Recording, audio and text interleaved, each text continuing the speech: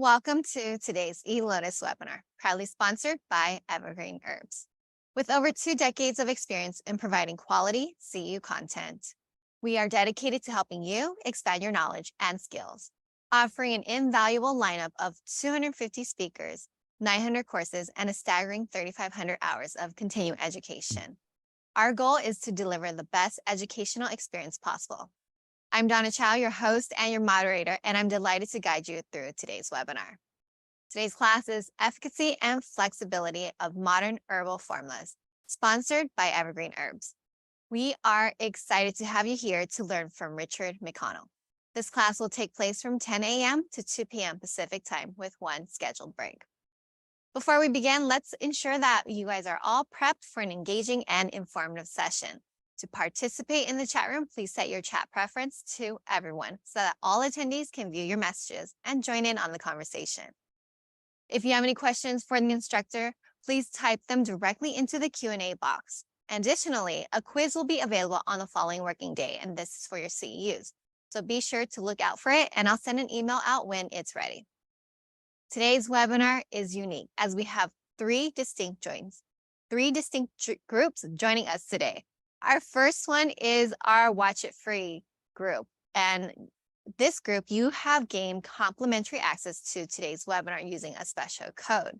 However, if you do belong to this group and you don't have access to the video replays or the CEUs, so you can upgrade to the second group. Our second group is our paid group.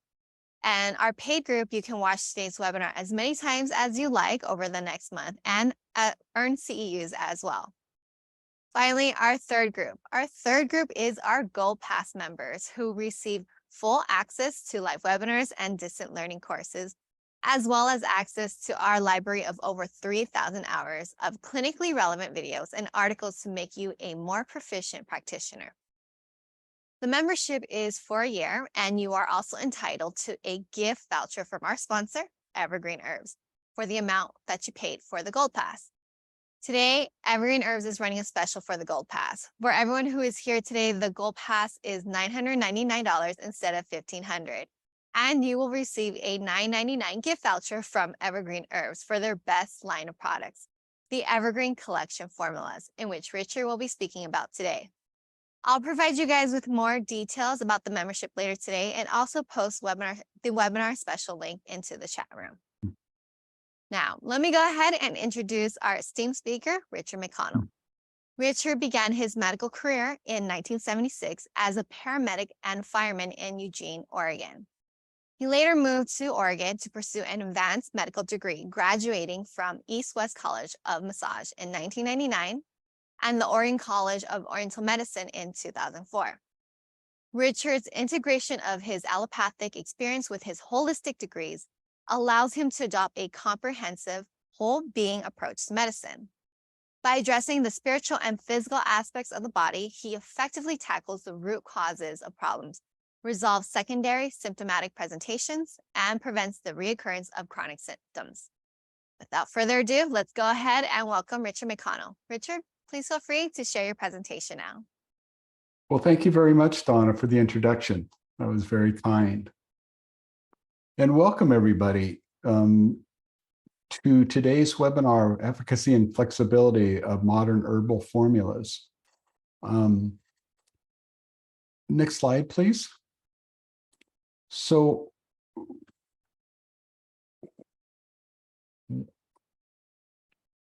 and now the next slide, please. What I've created was just a little syllabus or a little overview to share with you how today is going to go. The first three sections I'm going to talk through before a question answer break and a lunch break or a small break. So to start out with, I'm going to give you a little bit of information about my education and background and experience, both through the fire department and through OCOM, because that will frame how I use the second section, how I use Evergreen's collection formulas, and how I use the clinical Manual of Oriental Medicine, which is an amazing resource text. And after that, we'll take a Q&A break and a little lunch break, and then we'll move on into case studies, which is where we'll finish. And hopefully we'll have a lot of discussion throughout the case studies or questions. So let's get started. Next slide, please. So leaving the fire department and moving up to Portland to go to what I thought was medical school. I loved the emergency room. I loved emergency medicine. I wanted to follow my patients longer through their healing process than what I got as a paramedic. And so I moved to Portland, where the medical school is, and started retaking some science courses and the MCAT course to prepare to enter medical school. And in that MCORT class, one of my student friends asked me if I'd ever tried acupuncture for a back injury that I attained in the fire department. And I said, no, I don't know anything about acupuncture. So no, I have not done that. And he just said, you need to do that. And so I took it to heart, went to a chiropractor I was seeing and said, do you know any acupuncturists? And he did. And he referred me to one. And so I booked my first acupuncture appointment, oh boy, 1994, somewhere back in there. And I was gone. I was amazed. She put electrostim in my quadratus lumborum muscles in my low back. And after the session, did a little body work. And she said I had a box of rocks in my back muscles and said that it's resolvable. And for 12 years, I'd worked with workers' comp in the fire department, and they never resolved anything. They wanted to give me drugs. They wanted to do exploratory surgery. And in one session with this acupuncturist, she hit the nail on the head. And I just said, how did you know how to do that when all of these professionals, Western medical professionals I'd been to, could not? And she just commented, she goes, well, I just learned this at the college in Portland. And I went, what college? And she said, the College of Oriental Medicine. And I had no idea that that college was even here. So I started some research.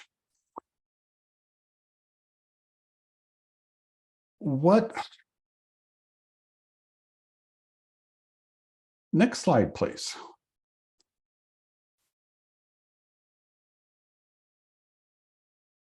What I did was found the College of Oriental Medicine online, and I talked with them and scheduled an interview. And because I needed to learn something here, I didn't know much about acupuncture, just my experience. And for some reason in my head, I thought it would be easy. And in that first interview with the College of Oriental Medicine, I learned that I'm going to use the acronym OCOM. OCOM was considered one of the top 3 Oriental medical schools in the country. And they had predominantly Chinese instructors from many, many disciplines. And so being taught from that perspective was amazing to me, growing up in Eugene and not ever hearing another culture's view on medicine. The degree that they offered included, it was a Master's of Oriental Medicine, offered TCM, 5-element acupuncture, herbs, Tui Na, and Qigong. And I didn't really realize I was going to get involved with herbs. I didn't know what Tui Na or Qigong were. So they explained most of this to me, but still it was brand new to me, and I didn't really know what to think about that. I even asked if I could just take the acupuncture portion. And they said, no, this is a package deal. You take it all or you don't come in. So I applied and was accepted in 1999 and started my program. Next slide, please. First year at OCOM was no herbs. It was more just about Qigong and some acupuncture information and location. And second, third, and fourth year were very intensely into single herbs, combination herbs, and advanced combinations. So I learned pretty quickly, well, in a few years, how overwhelming herbalism was. My pharmacology as a paramedic fixed in a crash bag. I mean, there were maybe 20 drugs in there. And when I started studying herbology, and there were hundreds, it was overwhelming. Especially for me, it was in the Chinese pinyin language. And so that was also new to me and very challenging to try to study that. But what I learned was that herbalism is a vast and realistically multi-generational study. It doesn't happen overnight. There's a lot of practice and learning and expertise going into it to get mastery or very good at it. So in my time at OCOM, I was a beginner. I was doing my best to learn what I could about them. Formulating for me was very tricky because I learned all of these different symptomatologies like wind and fire and dampness, and a whole new range of language around what I would be looking at in a patient and how I would apply that to the characteristics of the herb. So that was extremely challenging for me. I also learned there were safety issues around herbs. A lot were toxic and not well tested. There were toxic herbs combinations that you had to remember and not put together. There were many, many side effects that you had to understand and express to the patient. And in the efficacy of dosing and potency, it was really challenging for me to understand what do I have? The best guess I had was to start out low and build it up because I really had no idea how potent a lot of the herbs were. What I also learned at OCOM, mostly in my internship, was that there were really big issues taking herbs in the United States, which is mostly a pharmaceutical world in Western medicine. Of course, I started out with bulk herbs, trying to put together a formula with my supervisor and putting the formula together and giving them a brown paper bag of herbs and giving them instructions on boiling and dosing for a cup of tea. And what I found was that they didn't really want to do that. It stunk up the kitchen, it didn't taste good, it gagged them, and they weren't going to do it. So I went into more granular formulas, but I got the same response pretty much, was it's unpalatable, it doesn't mix well, really, really low compliance in both bulk herbs and granular herbs. And it was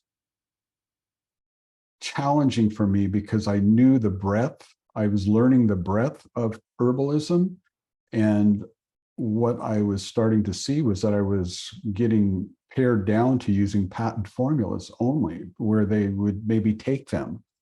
And what I learned with patent formulas was that people would take 1 or 2 capsules and they would say, that's enough. And they would say, the herbs don't work. And so it was just really challenging for me in that first year of internship of compliance. How do I get people to actually experience them? When I was in my last year in my residency, I dreamt of being an herbalist. I had jars in my racks in my basement of bulk herbs, and I thought it was a beautiful system. I still remember the first bag of Xiaoyawan that I took home as a stressed out student, and boiled it and ingested it, and how well it worked. And I thought, how am I going to do this? How do I gain compliance with my clientele so that they can experience what I've learned and what I've experienced from our own clinic with bulk herbs? And so upon graduation, what I found was that, I don't know if it was our college or if this is normal around the country, but all the herbal companies showed up and hosted us, new graduate students. They wanted our business. They wanted us to use their product and promote their product, which Evergreen Herbs was one of those herbal companies. And obviously, that's the one that worked. And I'll go into that a little bit later. Next slide, please. So after my year of internship and beginning my own practice, which is a solo practice in my backyard with a treatment room and a separate waiting room. I don't have mentors. I don't have colleagues. I don't have other practitioners to kind of bounce things off of. But what I really saw as my practice started growing was that, what I call it is that, why is the sympathetic nervous system running everybody's lives? Stress was a major cause of a lot of the problems in people's lives. And so I did rely on evergreen herbs, patent herbs, capsuled, and started dispensing calm and some circulating herbs. And I started to learn on my own that herbs engage the body well, the body, mind, and spirit, and can reduce the sympathetic nervous system's hold on the body. What I needed to learn was how to improve my listening skills, how to really understand the patient's reality, their work life, their social life, their relationship life. What are the things that are not working for them? What I learned to call it was accumulated stress. How many plates are they spinning? Are they keeping up with their life and with their dreams, or are they just running on empty, like a chicken with their head cut off? And so the one thing that came clear to me is that I really needed to hear the patient well and learn more about them. I also dove into their nutritional backgrounds of food and allergies and simple carb addictions, their exercise programs and or calming programs, whether they had any of these things or not, or would do them. I also understood that they wouldn't do what they don't want to do. So I might offer Qigong to somebody, and if they don't want to do it, they're not going to do it. So I had to learn how to communicate with my patients and lead them into a good exercise program or a good calming practice like Qigong or Tai Chi or meditation, and eliminate some of their stressful things from them so they have time to do those things. But what's started coming to my awareness was that I needed to have a new patient walk away feeling like something happened in that first session. Similar to my first acupuncture session. When I had that, I thought it was magic. I didn't understand it yet, but boy, what a change it made for me. It changed my whole life. It got me away from Western medical school and got me right into OCOM. So I think that's a real important factor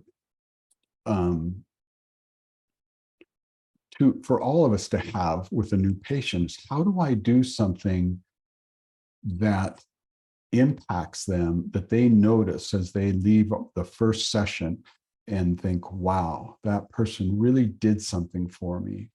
And they come back and they trust you and they open up to you. So I'm going to tell you a little story about triage. That was a big practice as a paramedic,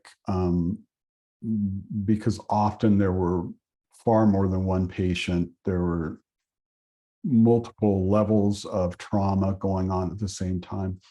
And so triage meant that you take the worst case first. You would treat the worst case and then work your way towards the less severe cases and do your best saving as many lives as you could save. What I learned in my acupuncture practice is I triage backwards. After I finish my intake and eval the patient and I talk with them a while and try to get a little scope into their life, I'll think to myself, what's the easiest thing I can do here, which I can change?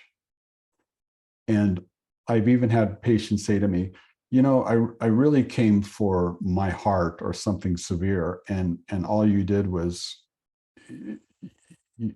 you changed my energy level or you did something light. But it makes a difference when you can shift them just a little bit and then go after the bigger problems as you progress in learning and growing with this patient. But it will, my first acupuncture session will never leave me. That was an amazing event for me. And I get it now, but I certainly didn't as an average American. Next slide, please. So I put together a little chart why I think herbs don't really work with people. And I'm going to start out with a story from Dr. Ambrose, who was the founder of OCOM and is a wonderful practitioner, naturopathic acupuncturist practitioner. At our commencement, at the very end of it, she stood up and addressed all the new students. And she said, you guys have been wonderful. You've learned a lot of skills. You have a lot of tools in your toolbox. And I wish you the best out in your practices. But I want to leave you with something that I want you to think about and remember when you're treating people. You are not the smartest one in the room. And we all kind of looked at each other thinking, what do you mean? We've got all these tools and skills. Of course, we know more than the patient does. What she was getting at is, you don't know the patient. Let the patient speak. Get a clear picture of what that patient's life is like. Understand by talking with this patient, what is the sympathetic response in the patient? How is the hormonal relationship working in the patient? Is it balanced? Are there good practices which are stimulating the parasympathetic, the rest and digest system in the body? Or is it all fight, flight, sympathetic, and they're just running around like a chicken with their head cut off? But you really need to learn about the patient, understand their hormone response in their body, understanding their pharmaceutical regimen that they're probably on, which is common. I know you all see that in your practices where there's a little laundry list of pharmaceuticals. And we all know that both a hormonal response or a pharmaceutical is stronger than herbs. So if they're wrapped up in sympathetic hormones and pharmaceutical agents, your herb that you dispense probably isn't going to work that well. So learn these things. And my sense is that if a person is very wound up in a sympathetic response, just a few needles can be too subtle, and they'll walk away going, oh, nothing happened. And that's exactly what we don't want. We want something to happen so that they'll walk away feeling curious, at least. I don't know, one of my AP classes said that, we have like 70 trillion bacteria, viruses, and fungi in our body, and they're all different. And these are the guys that stimulate the mitochondria to make proteins and do other things in our intercellular landscape. And they're all different. So herbs are going to act differently in your patient, from patient to patient, the same formula. So be aware of that and learn to understand that. But don't quit. Don't stop there. The supplemental sections in the manual lead you into great perspectives of how to mix herbs up, patent herbs. So you've got a lot of options about what do I do next when I hear the patient say, oh, these things didn't work. And I mean, there could be other reasons, dosing compliance and how many doses a day they would take, things like that. But you can also look at the supplemental formulas and expand your repertoire with that patient, because the initial formula maybe didn't have the effect either of you wanted it to have. So I'm going to tell a little story of not so much about the collection formulas here, because when I was at OCOM, I didn't know them. I don't even remember what brand of bulk or granules that they were using, or patents for that matter. But when I was in my internship, the college director came to me and said, we've got a severe patient with Raynaud's syndrome.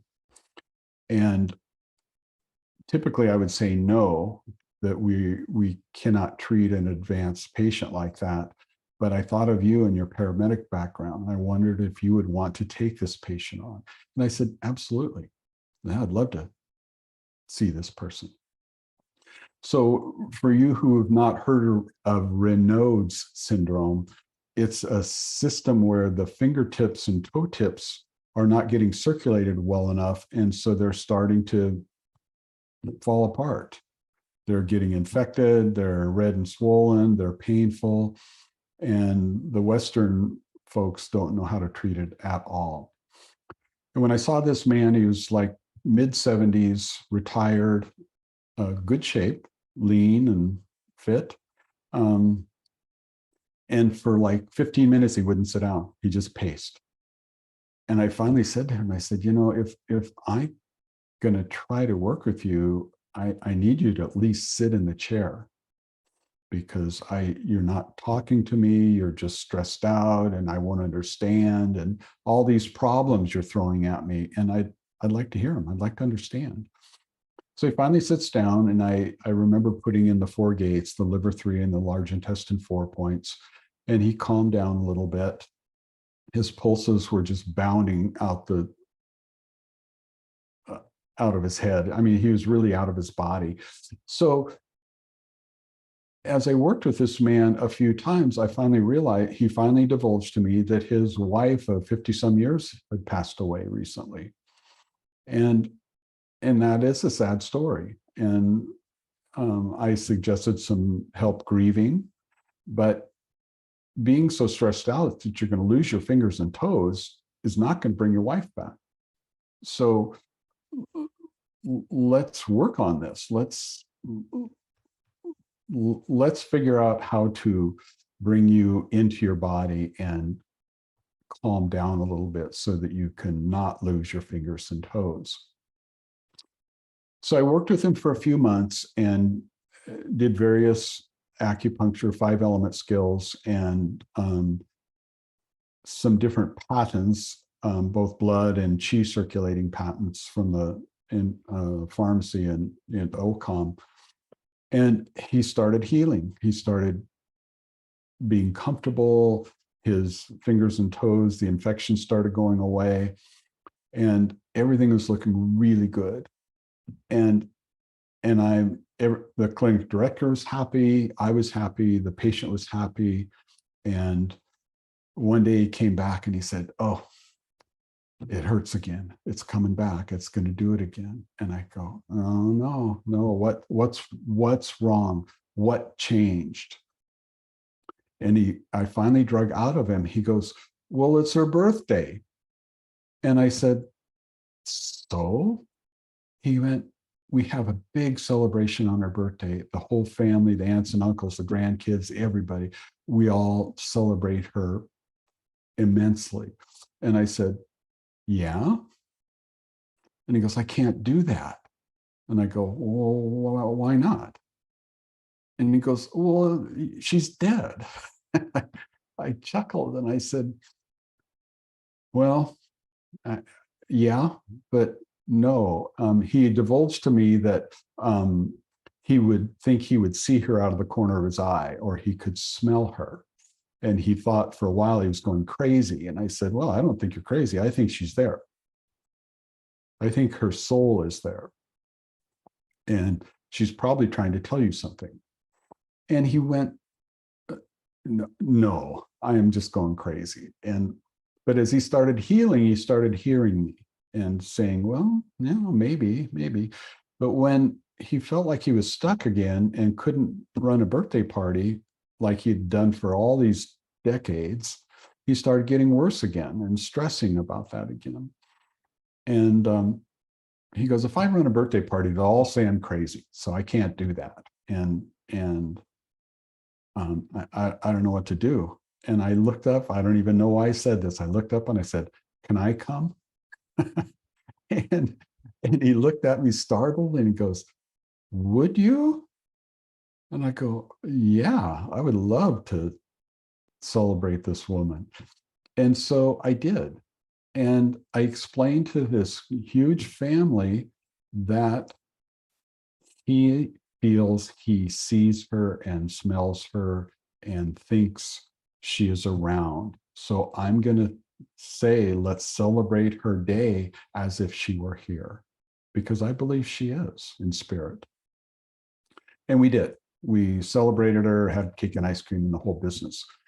And I don't know the number of weeks he came back, but after that session, he finally did come back and say, "I finally heard her. I heard her tell me that she's fine. Don't worry yourself to death here. I'll be here when you get here." And he went away. He healed up and went away. And that's my point about not giving up. We don't know everything. The patient doesn't know everything, but we need to never give up. Keep trying and throw the kitchen sink at them and just do the best that you know how, so that you learn how to heal them. Okay, next slide, please.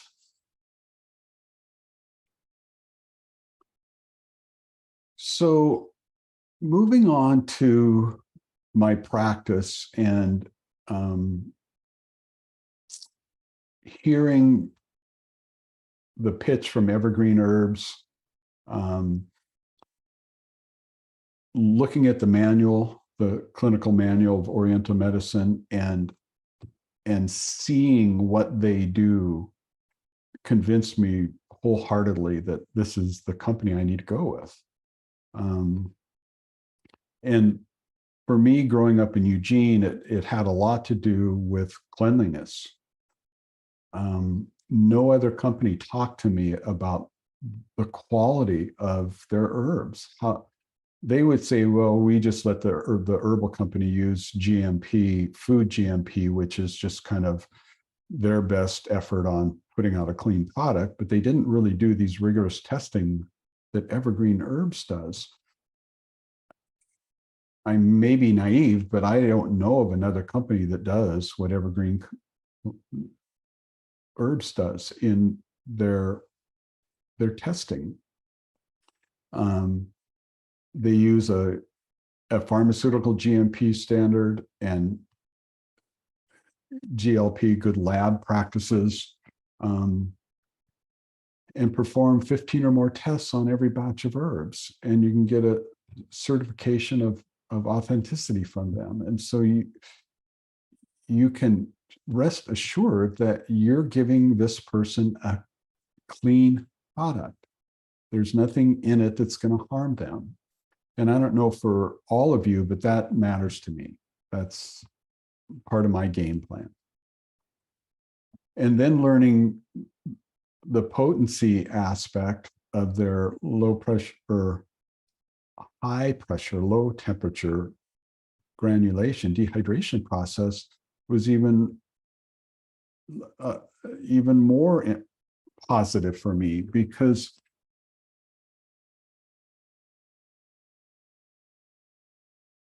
the quality was consistent. The cleanliness was there all the time. The potency was there all the time.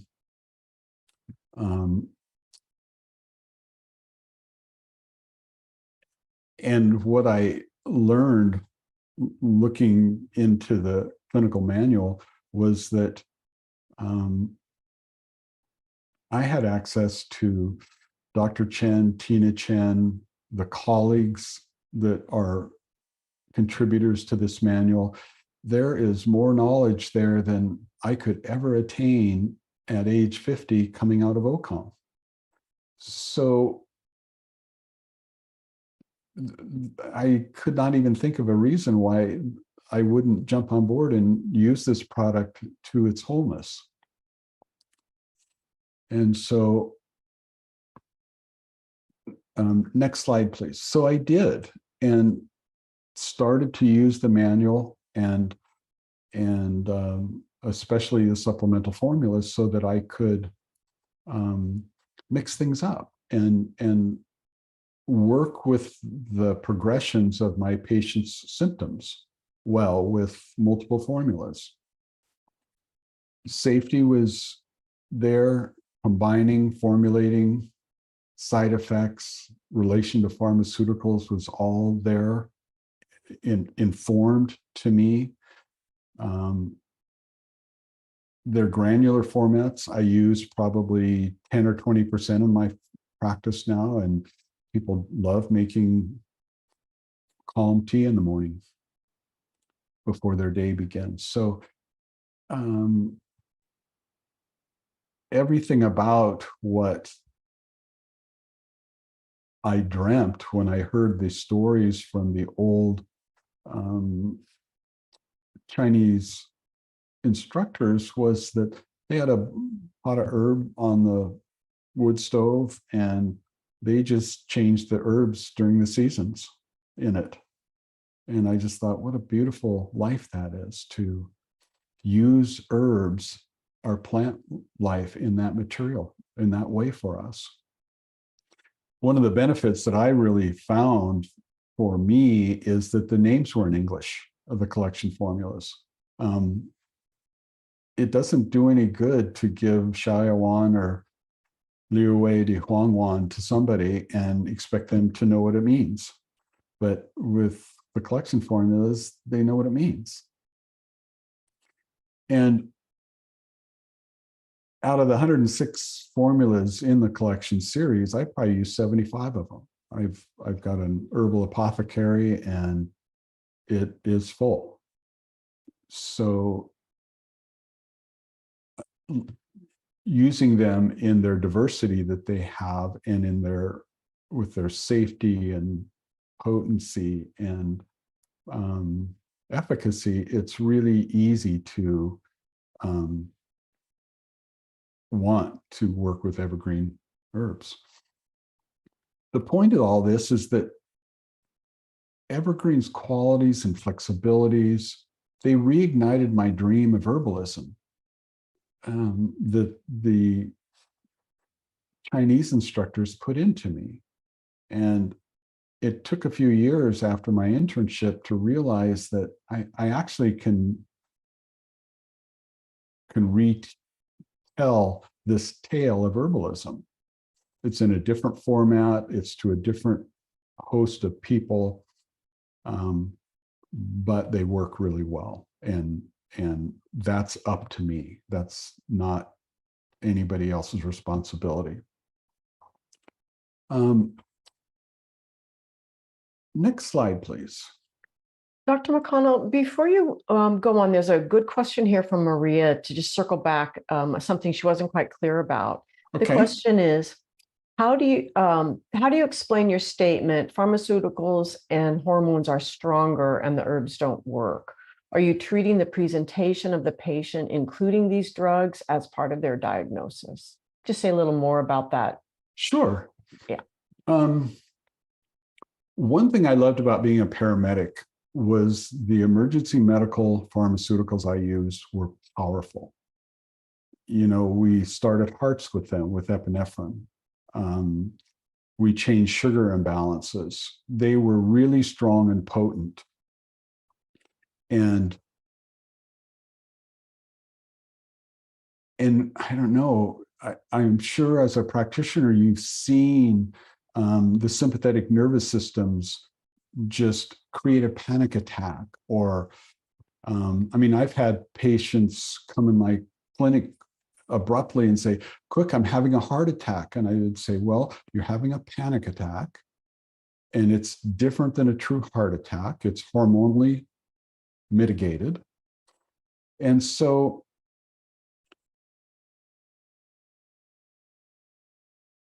until somebody believes, well, I don't even know if that's the right word, until somebody really works with herbs well, and mostly I mean dosing. Americans aren't used to taking 8 capsules 3 times a day. They think it'll kill them. They'll overdose them. And in a lot of the dosing formulas and the collection formulas, it starts out at 3 or 4 capsules 3 times a day, but it can go up to 6 to 8. And you really have to work with a person to take 8 3 times a day.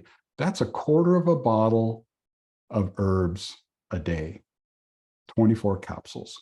And so Americans just aren't really ready to jump on board with that. And pharmaceuticals are tricky because we cannot change them. We cannot tell them to take less of that or anything. We have to work with their primary care physician with their pharmaceutical load.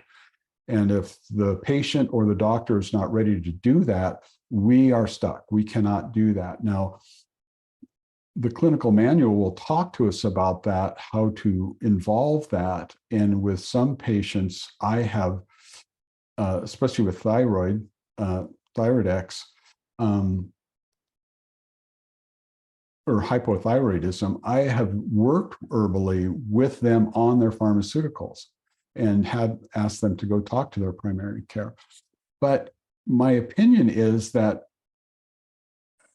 I don't have any research to say that pharmaceutical drugs or hormones are stronger than herbs, but it's just been my experience that when they are used or we elicit them in our bodies, they are powerful drugs. And I see herbalism as more subtle, more engagement of the body and the immune system, and working to repair the body and calm the body. Not such a heavy hammer. And I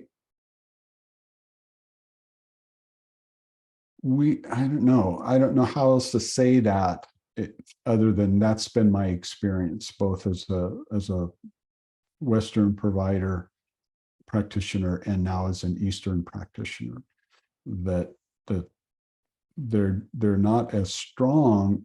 It's not that doesn't mean they don't work. It means that they work in more subtle and different ways.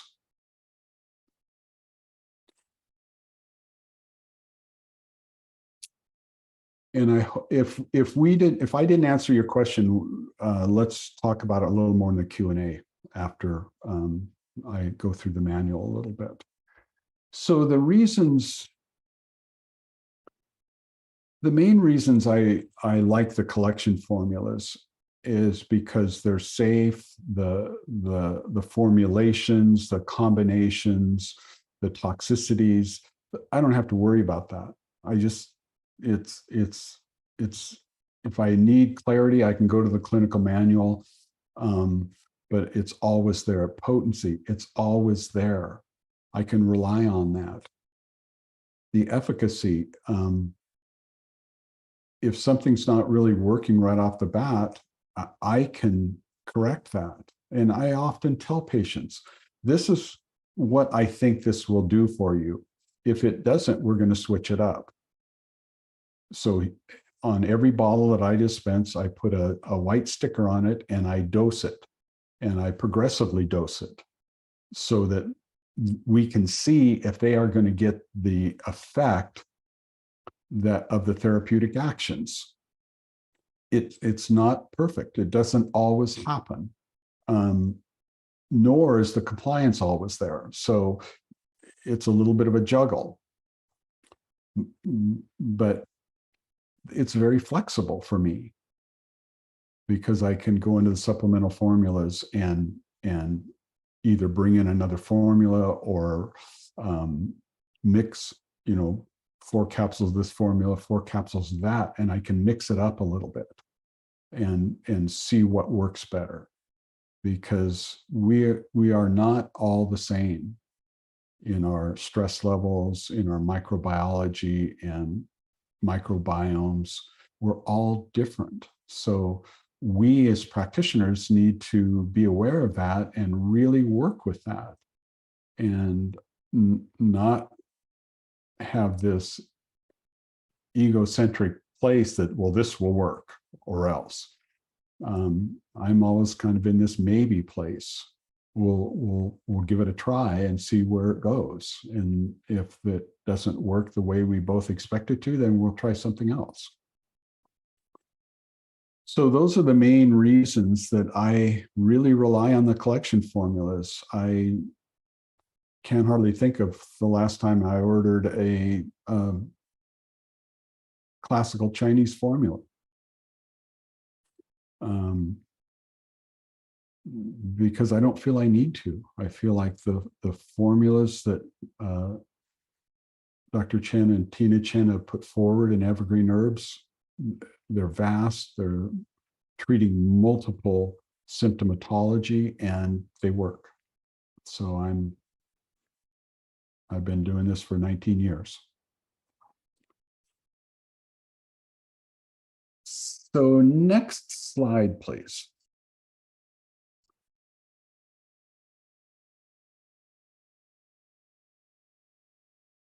So one thing that I realized upon graduating was that here I thought acupuncture was going to be an easy course of study. And upon graduation, I really learned that it wasn't. It was huge. The styles of acupuncture, the herbal formulations, it's thousands of years of information. But what I learned was it's not as simple as saying the collection formulas are the best formulas in the world. When I bought and worked with the clinical Manual of Oriental Medicine, I felt like I had all of this knowledge right at my fingertips. The contributors to that manual are intelligent people. What a gift that we've received from John and Tina Chen. I mean, it's unsurpassed in what it's offering us. So realistically, in a nutshell, the way I use the manual is by severity. The more complex or multiple symptoms that a patient comes to me with, the more I dig into the herbal monograph and learn and see if I'm going to hit all these points. The more chronic that a patient is, or the more pharmaceuticals a patient is on, the deeper I dive into the manual to research a formula and check with the pharmaceutical herbal interactions and that kind of thing. So it's really versatile. I mean, there are simple patients with a sprained ankle or something minor that I don't use it at all. So it really is predicated by the patient and their severity and how urgent things seem to be. Next slide, please. So here's the front picture of the book. And I kind of always begin the same way with a new patient.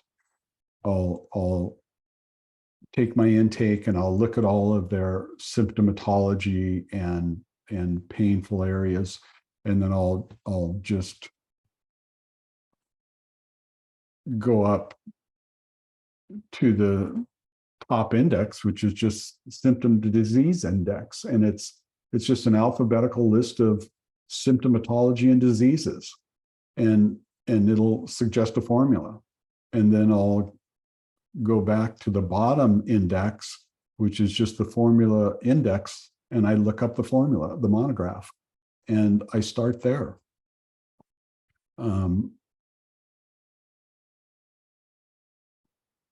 This book is so complete, so holistically complete. It's not just about herbs. It's about a life and a lifestyle. And that's the point that we need to remember with our patients, is we have to understand that life so that we can treat them well. So when I get to my herb monograph, the first thing I always look at is the clinical Western and Chinese therapeutic actions.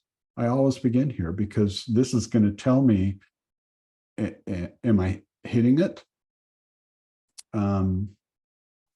Or am I needing to look at the supplemental formulas and see if there's another suggestion that I might not be aware of? But those three sections at the top of the monograph are invaluable to me. The next thing I look at are ingredients in the background and the formula explanation. I don't spend a lot of time on the ingredients because at OCOM, I think we had 100 herbs, singles, maybe 125. And if that's what you're looking for, you might not find it in the collection formulas. So I brief through it, and I do know a lot of the herbs, singles in there, but it's not going to make or break my thought process.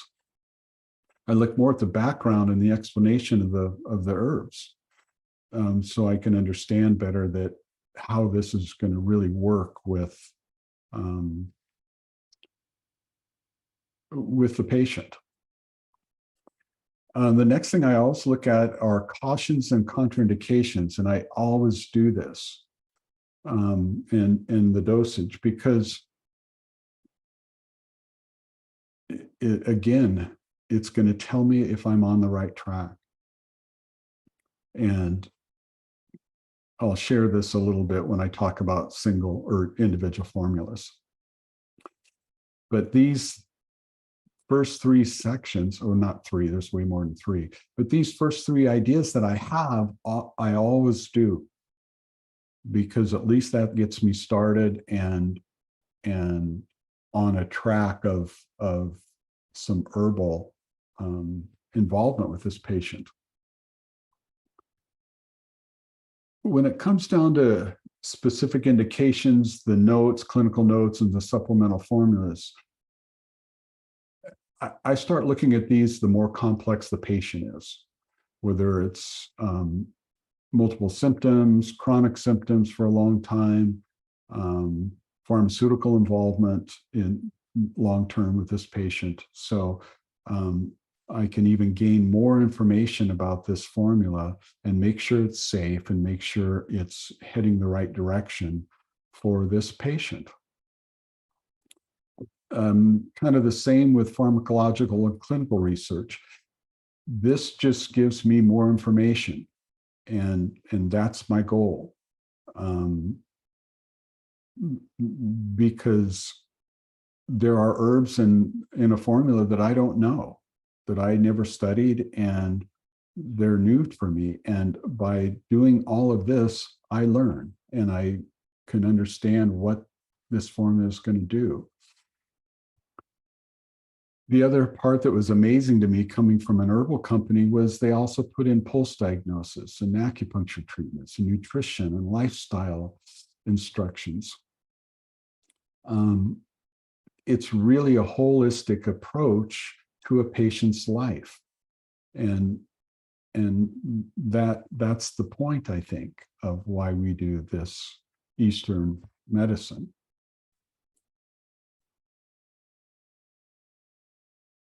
So if you don't own this manual, buy it. Learn to use it. It's a gift that I could have never imagined when I got out of OCOM. And I'm on my third edition of it now. So I feel like it's invaluable, and I appreciate the effort that Dr. John Chen and Tina Chen put into this, because it's an amazing manual. So next slide, please. So now let's look at what I just called my 3 most prescribed formulas. These are common. If you use Evergreen collection formulas, you use them a lot too, I'm sure. Herbal ABX is an amazing antimicrobial. Calm is a great stress reliever. And Magnolia Clear Sinus and Curaria Clear Sinus are really important herbs, especially in the Pacific Northwest, where we have a lot of allergens. Next slide, please. So the first one I'm going to talk a little bit is Herbal ABX. And this is a little bit of the top 3 things I look at: the clinical applications, Western and Chinese therapeutic actions, because they're going to tell me if I'm on the right formula or not. And it's amazing, all types of infection. That kind of covers the realm. Talks about fever, redness, swelling, excess conditions, heat and damp heat, a little bit of pulse information, Western therapeutic actions. So a lot of the clients come in saying, my doctor says I have this. So if you don't know any of the Western language or therapeutic actions, then you're going to not understand that. If all you have are the Chinese therapeutic actions of fire or wind, you could miss it. But when you put all 3 of these together, it really sums up the qualities of this formula. And I think ABX does this wonderfully, and it's highly used by me in my practice. Next slide, please. So here's a good example of what I'm talking about earlier about single herbs. Many of the herbs in ABX are indigenous to the island of Taiwan. I didn't study these. So there would have been no way that I could have formulated a formula like this for a patient with any infection in their body, as well as what Evergreen Herbs has done. So this is not the only formula that this happens. Herbology is so large that there's no way I could have studied the realm of all herbs in 3 years at OCOM. So when I look at the contributors to this manual and how all of these collection formulas were formulated, I have to use them. I have to say the knowledge that went into these formulas is amazingly large. And so be humble, use them well, use them correctly, and they will do great things for your practice.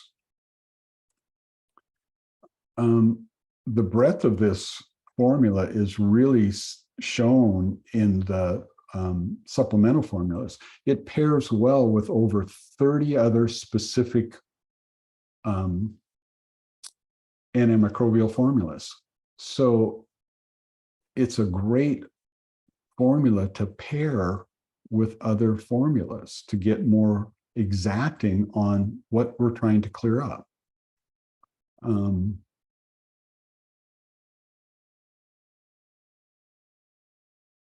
Oops, I'm on the wrong slide.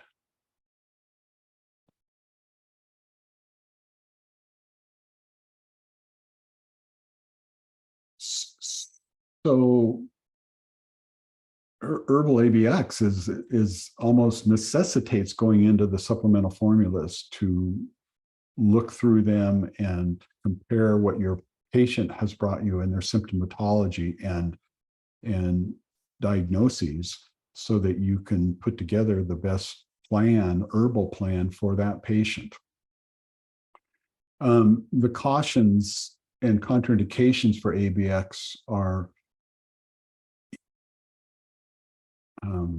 valuable because they talk a lot about deficiencies and coldness and weak digestive tracts in a patient, because this is a real cooling formula. And so you don't want to just give it to a patient that's already cold or has a weak stomach. Food always kind of helps that weak earth element to assimilate and not get too cold. And he also had some interesting things about herbal ABX and pregnancy and nursing and antibiotic use or even birth control use. So again, the cautions and contraindications by me is always looked at because I gain little pieces of information like that.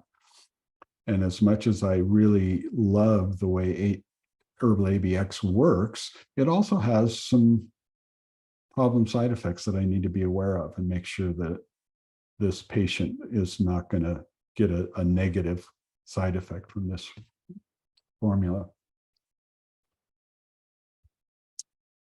Okay, next slide, please. So one of my favorite formulas, and I use so much of his Calm formulas, not just Calm, but Calm ES, Calm Junior, Calm ZZZ. They work amazingly well in stress-related disorders. Calm is formulated from the classic Chinese formula, Xiaosan, and it is one of the most effective formulas for managing stress. When I was at OCOM, I heard that it was one of the top 3, Xiaoyan was one of the top 3 formulas to come out of Chinese herbology. And then the beauty in Calm is that Dr. Chen's formula switched out Xiaoyao for Baishao, a white peony, which is cooler. And then he added Zhi and Mudan Pi to clear heat and irritability and decrease other heat signs. Because one of the side effects of stress and qi stagnation is heat. So my sense of Calm is that it works better than Xiaoyao. And that's just been my experience. I don't know, maybe some of you will offer some of your experiences around that. But that's what I've seen in my practice.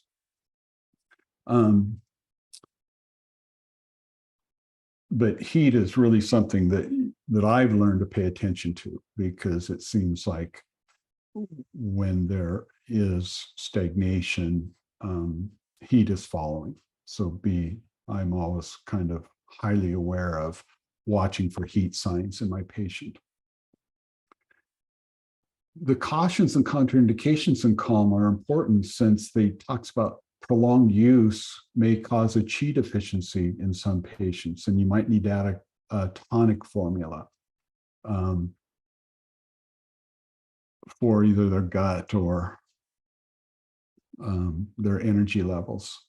And also that the Dongui is in this formula, and so caution is advised for people on warfarin, Coumadin, or the anticoagulants and antiplatelet pharmaceuticals. So again, always read the cautions and contraindications before dispensing a formula, so that you know what is going to happen with the patient.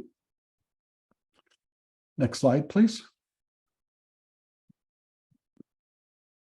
So here's just a little partial note of the supplemental formulas.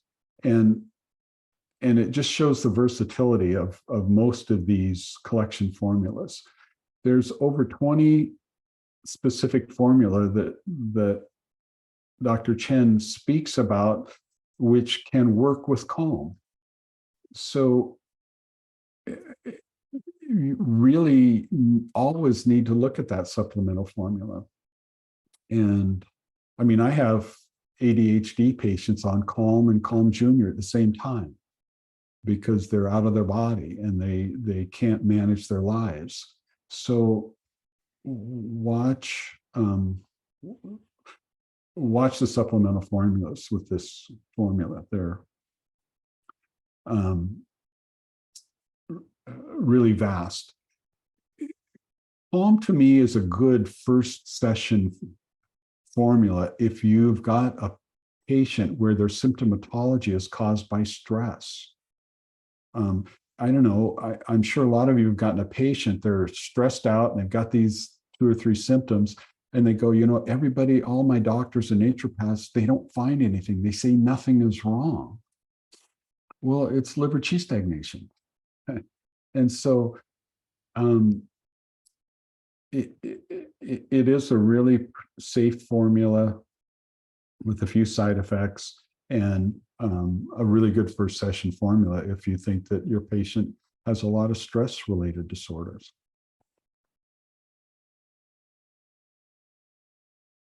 So next slide, please. So the next paired formula that I dispense a lot here in Portland is Magnolia Clear Sinus and Pure Area Clear Sinus. And I call these must-have formulas for this region.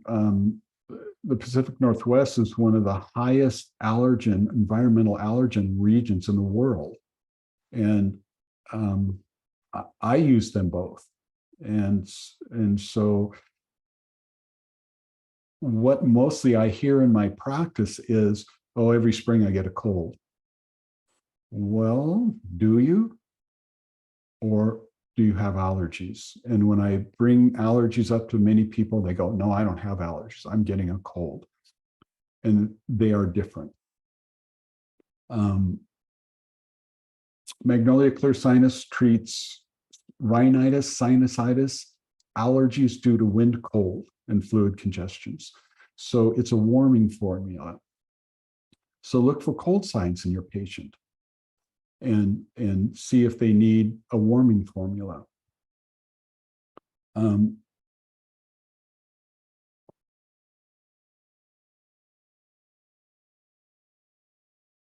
It also has special cautions and contraindications with Sanger-Zur, which is metabolized in the liver and excreted by the kidneys. So he talks about being cautious with this formula with people with liver or kidney diseases or kidney problems. The clinical notes here that we put on the screen are also reminding us of allergens, and 25% are food. So we as a practitioner have to make sure we know what we're treating. Is it environmental or is it food? And they have different tracks. And what I like about the notes is he compares Magnolia to Pueraria so that you get a little reminder of what you're working with here.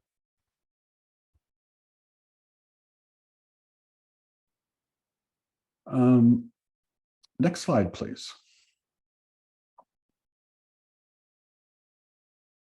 So the other formula that's paired, that I pair a lot with Pueraria, and I do use Magnolia and Pueraria simultaneously at different dosages for myself when the allergens are really thick. It also treats rhinitis, sinusitis, and sinus infections due to damp heat with fluid congestion. So it's a very cooling formula. So look for heat signs in your patient. Look for the beginning, an allergen will begin kind of making a person feel cool because their immune system's kicking in. And then as it gets worse and worse and maybe some infection happens, then they start to get hot or warm. So Pueraria is great for damp heat conditions. It also has Sanger-Zur in it. So liver and kidney problems need to be addressed. And it also has an herb Da Huang in it, which is a purgative. And so you have to talk with your patient about their stools and make sure they're not diuresing, or if this formula creates diuresing, it needs to be backed off or discontinued. The clinical notes, again, are which is up on the screen right now, doing the same thing. They're reminding us about allergens and making sure that we're sure what we're dealing with, whether it's food or environment. And a special note in Pueraria is that it's a cooling formula. So a little deficiency or a little weak earth element might upset their stomach. So you have to dose it properly or with food so that you can maybe get the antihistamine relief and the infection relief that this formula offers. And so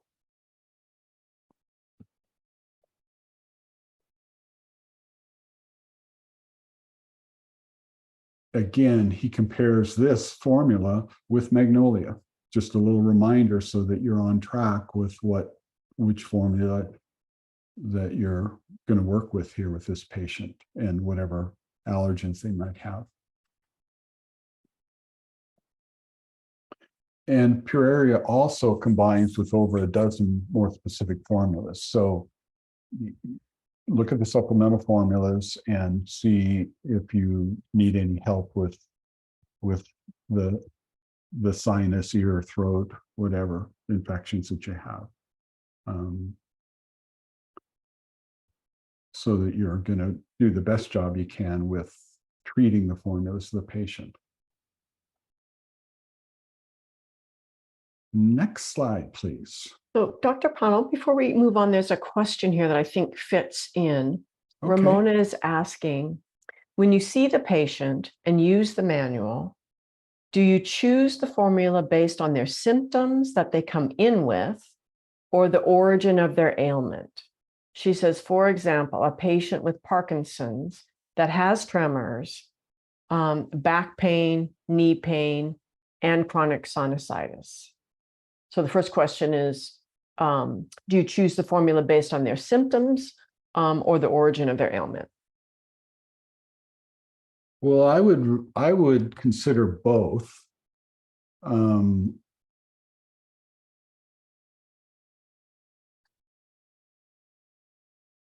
I might, with Parkinson's, I might try to refer with a PCP and talk to that PCP a little bit. But if there was also sinusitis, I would be curious where that was from.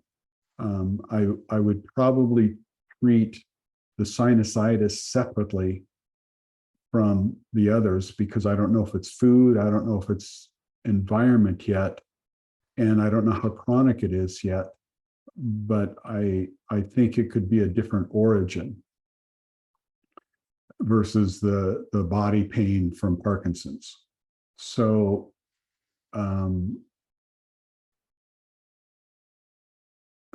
I think I would consider both and see how I would relate them. I think it would be safe to treat a sinusitis issue by itself and not wrap it into the Parkinson's. There's another part of this question, which is simply, do you mix collection formulas to prescribe to your patients? I don't mix them, I dose them. I would give somebody, so this is not real, but this is just off the cuff here. If somebody had back pain, I would look at one of the back support formulas maybe to get some circulation or help with the back pain, and I would dose it accordingly. And I would, if somebody truly had a sinus infection, I would also offer a bottle of Pureria if they didn't have any of the other cautions and dose that accordingly. And then I always look at how am I going to have them take them? Depending upon severity of people, sometimes I'll have them take a more important formula 3 times a day, at morning, afternoon, and evening, and then a secondary formula at twice a day, kind of in between. So there are different ways, I guess, to use the patent formulas, and it really is a case-by-case situation of severity in the way I look at it, of what's the most important and what is less important.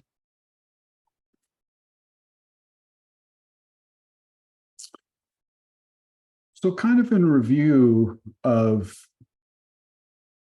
the clinical manual for me, what it did for me is it gave me immediate information with unfamiliar herbs that I did not study at OCOM.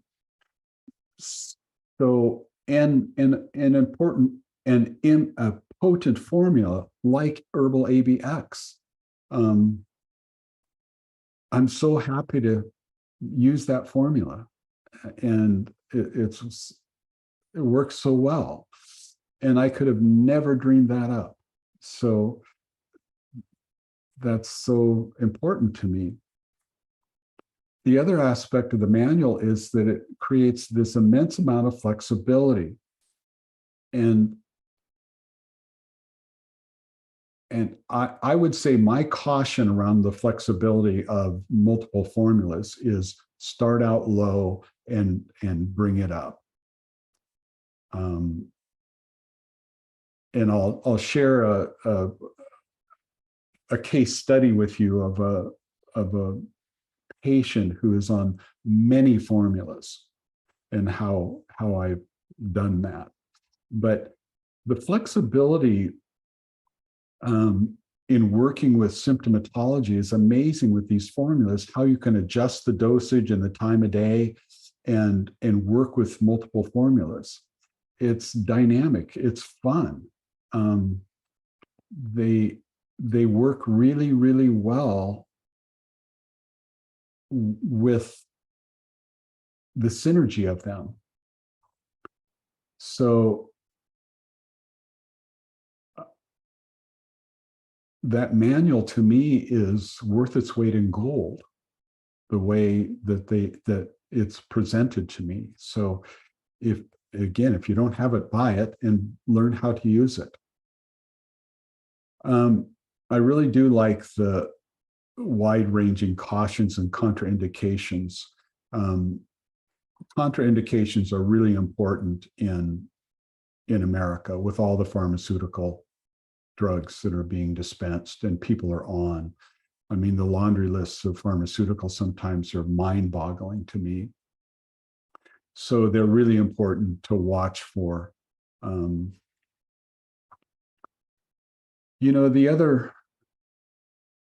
A few quick stories here. One was a longer-term patient of mine who didn't have a good family life and not very good boundaries, is now leaving for graduate school in art therapy. And I've watched this woman evolve over the years. And I don't know, she's finishing her undergrad right now and going away in August to go to grad school. And the other couple of weeks ago, she said, my back's really sore. And she is so stressed out with working full-time, school full-time, and trying to get some exercise in and just running her life because it's coming to a head here of all of the pieces to her puzzle. And so I said, well, try this formula. See if this helps with your low back pain a little bit. I gave her back support CR, back support chronic.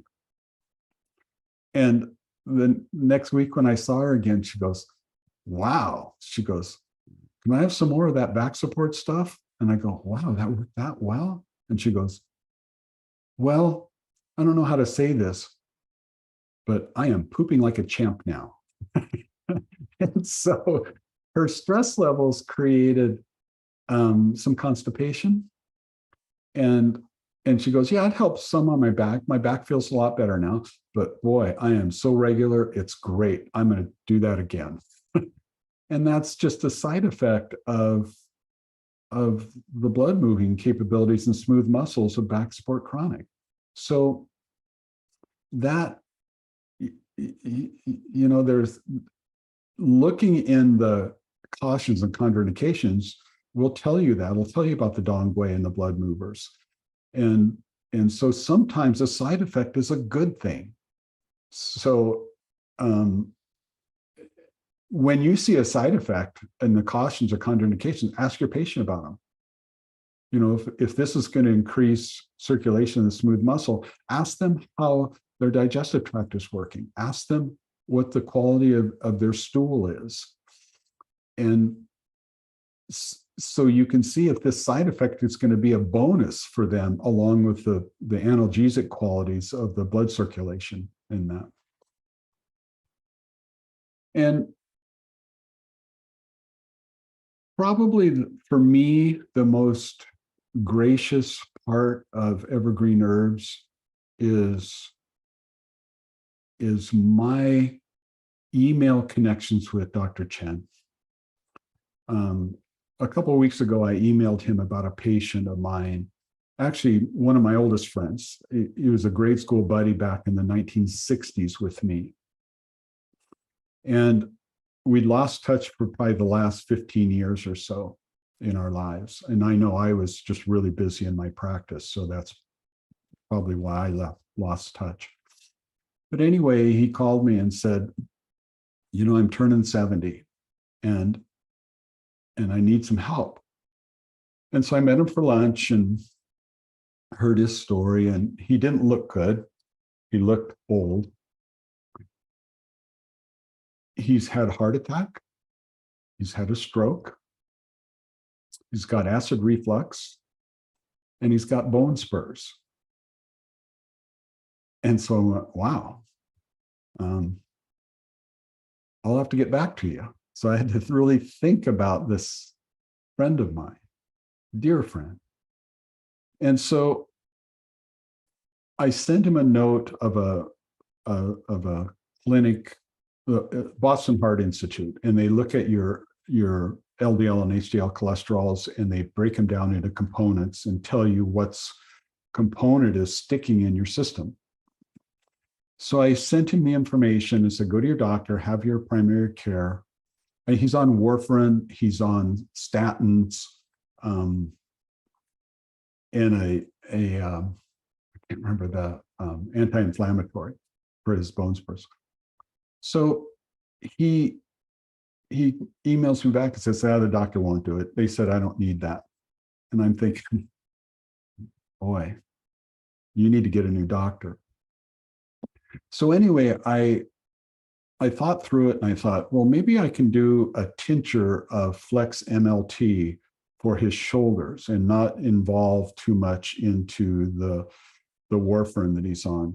So I sent an email to Dr. Chen, told him this story, told him he's my friend, his doctor won't do the Boston Heart Institute cholesterol studies. And I asked him about the tincture, and he answered me honestly. He said, no. He said, don't put a tincture that's going to get in his bloodstream and affect his warfarin. And I appreciate that so much because it's a hard one for me when it's a close friend like that. But Doctors John and Tina Chen are really intelligent people. It's worth the weight in gold to have them on my side and to know that I can go there and ask a question like that and get a really competent, sober answer. I would love to help my dear friend. I can't. And so that's the way life goes. But the resource, everything about Evergreen herbs is a plus. I just don't know what I can say to have you trust and engage yourself with them and with this clinical manual and enhance your practice. I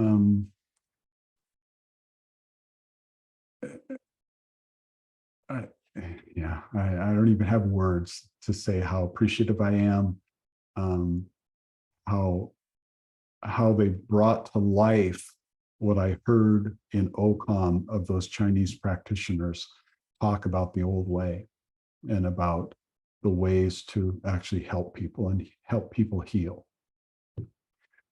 So that gets us through, a little bit of my history, a little bit of why I use the collection formulas pretty exclusively, and how I use the manual. I think we're going to go into a question answer period for a little bit, see what you want to ask about. And then I think we'll take like a 15-minute break after that and come back in the afternoon for going through a half a dozen case studies and get some good dialogues going about what you might have done. I'm sure I'll pick up things from all of you today that is knowledge, and we'll go from that in the afternoon. So let's open up the Q&A section, and I'll field those and do my best to answer them.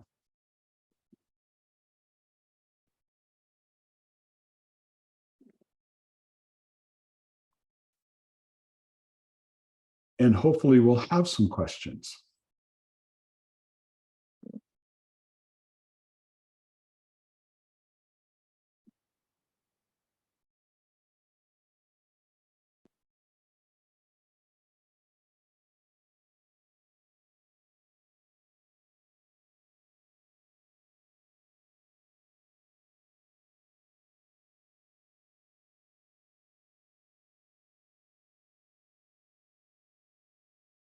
Well, maybe we can save the Q&A time for when you're in the case studies, possibly, because we've Right. answered all the questions that have come up so far. Okay. One thing that I'm going to offer that would really help me out when we go into the case studies, if you would give me a little bit of information about you. Are you a student? Are you a new practitioner? Are you a 20-year practitioner? So that I'll have a little better understanding of where you're coming from. And then I'll do my very best to answer your question.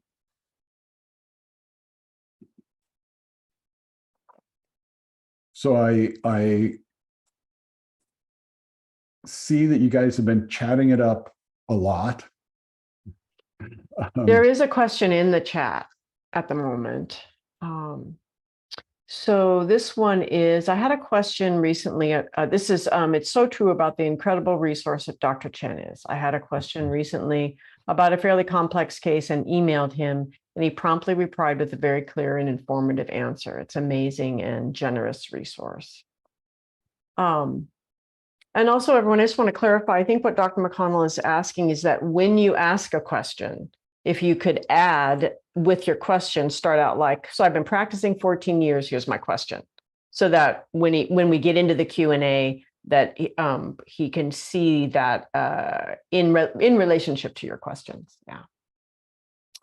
Well, since there aren't any questions right now, do you want to just take a bit of a break? Yeah.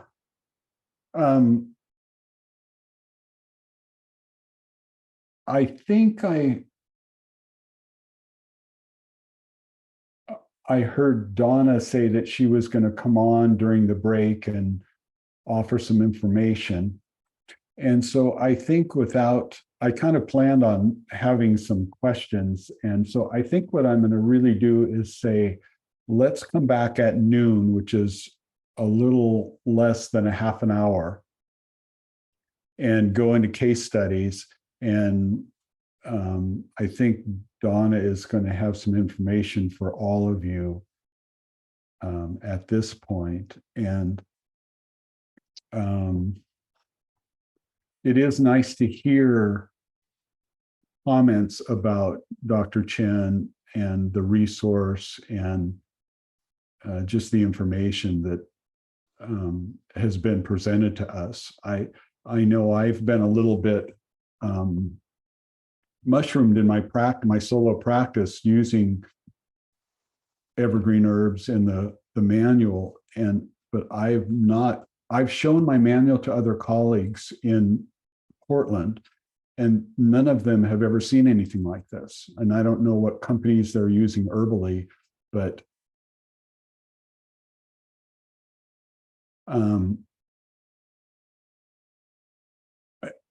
I'm amazed. And so I don't know why anybody would go anywhere else, but so let's take our break and we'll come back at noon. okay. And see where I just got an answer. I just got a chat from Donna, and it says we typically use a 10-minute break. And if need be, we can just end earlier. And so I think what I'm going to do is just say, let's take a 10-minute break and come back, and we'll go into case studies. I have about a half a dozen of them. And I think what we'll do is after a case study that I present, we'll open up Q&As at that point instead of me going through all 6 of them. And we'll just talk about that one for a little bit, if you have any questions on that before moving on to the next one. So let's do that. Let's come back at 11:45, and we'll talk about case studies. Thanks, everybody.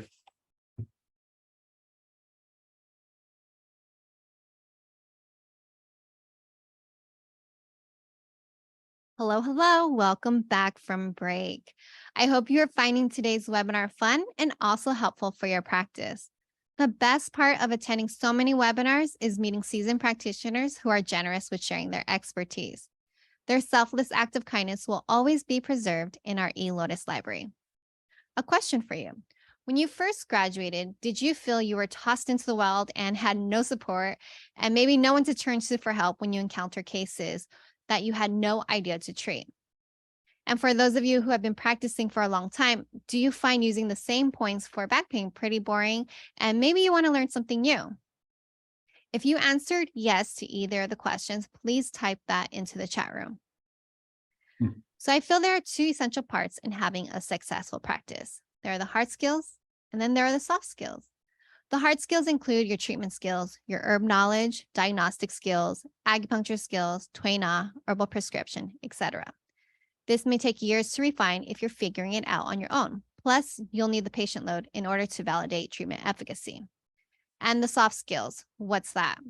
This is your PR skills, your people skills, bedside manners, your sales skills, marketing skills, and talking with patients, making them feel comfortable, how to retain patients, knowing when to ask them to come back for another visit or interest them in a care plan.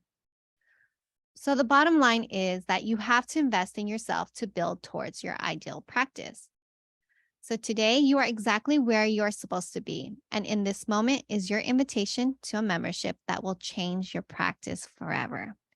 You will train with seasoned practitioners with many years of clinical success. They've done all the work to figure out how to systemize results, and all for your benefit.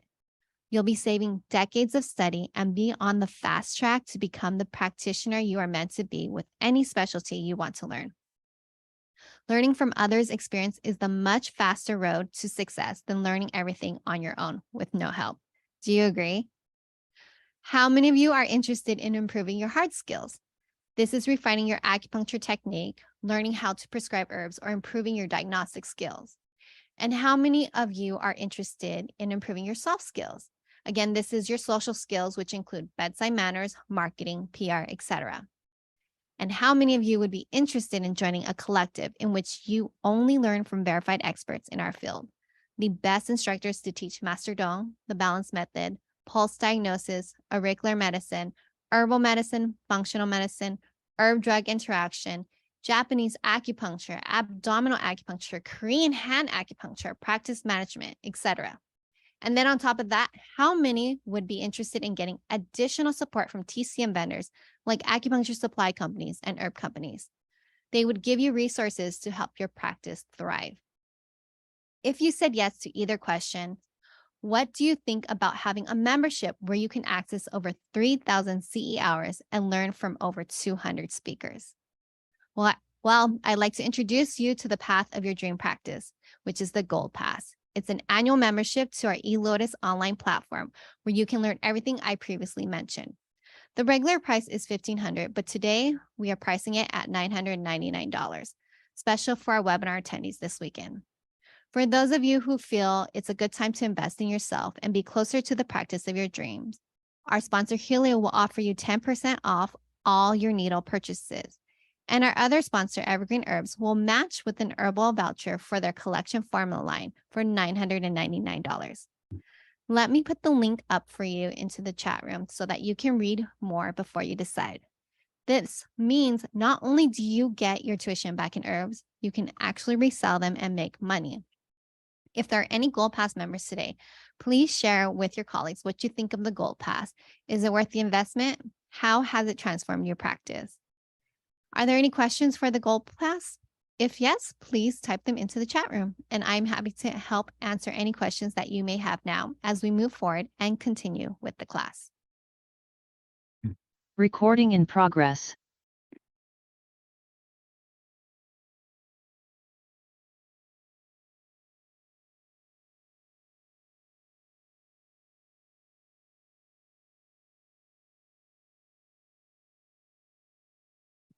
Okay, go ahead, Richard, when you're ready. Also, Christina, go ahead and share.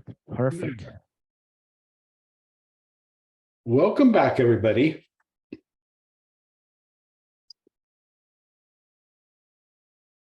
Okay, I need to close my chat so I get to the first case study.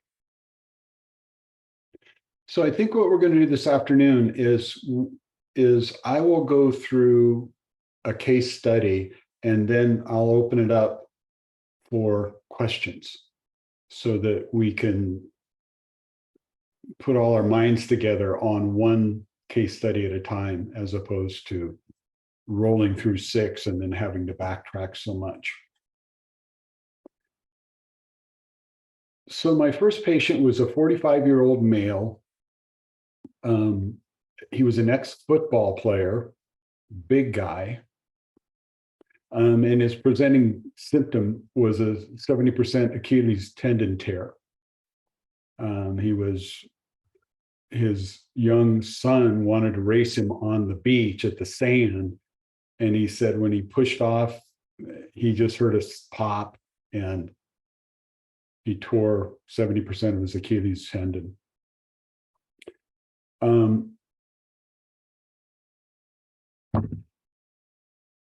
Pretty straightforward symptom and problem.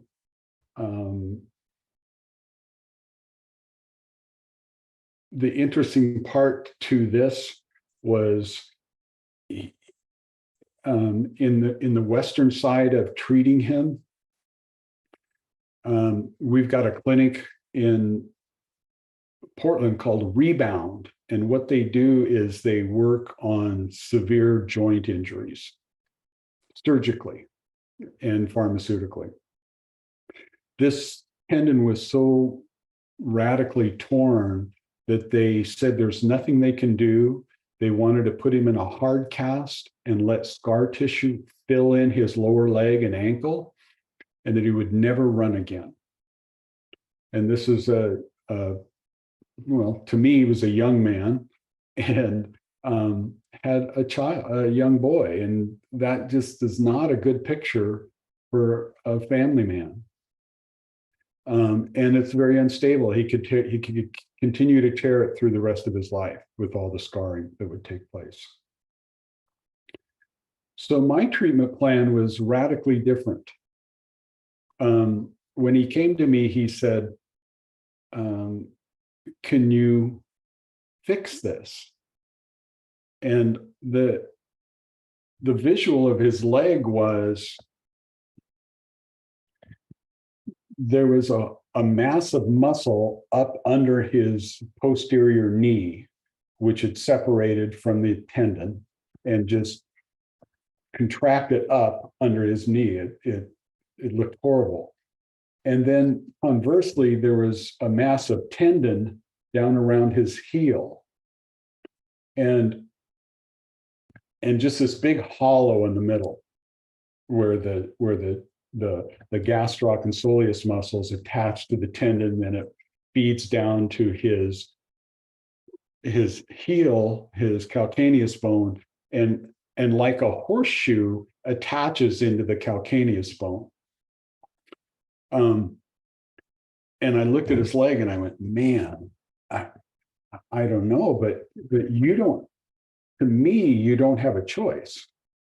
The Western route is not going to work. I mean, I would never choose that one. I would not suggest that you do. Here's what I see for you. I looked into his insurance.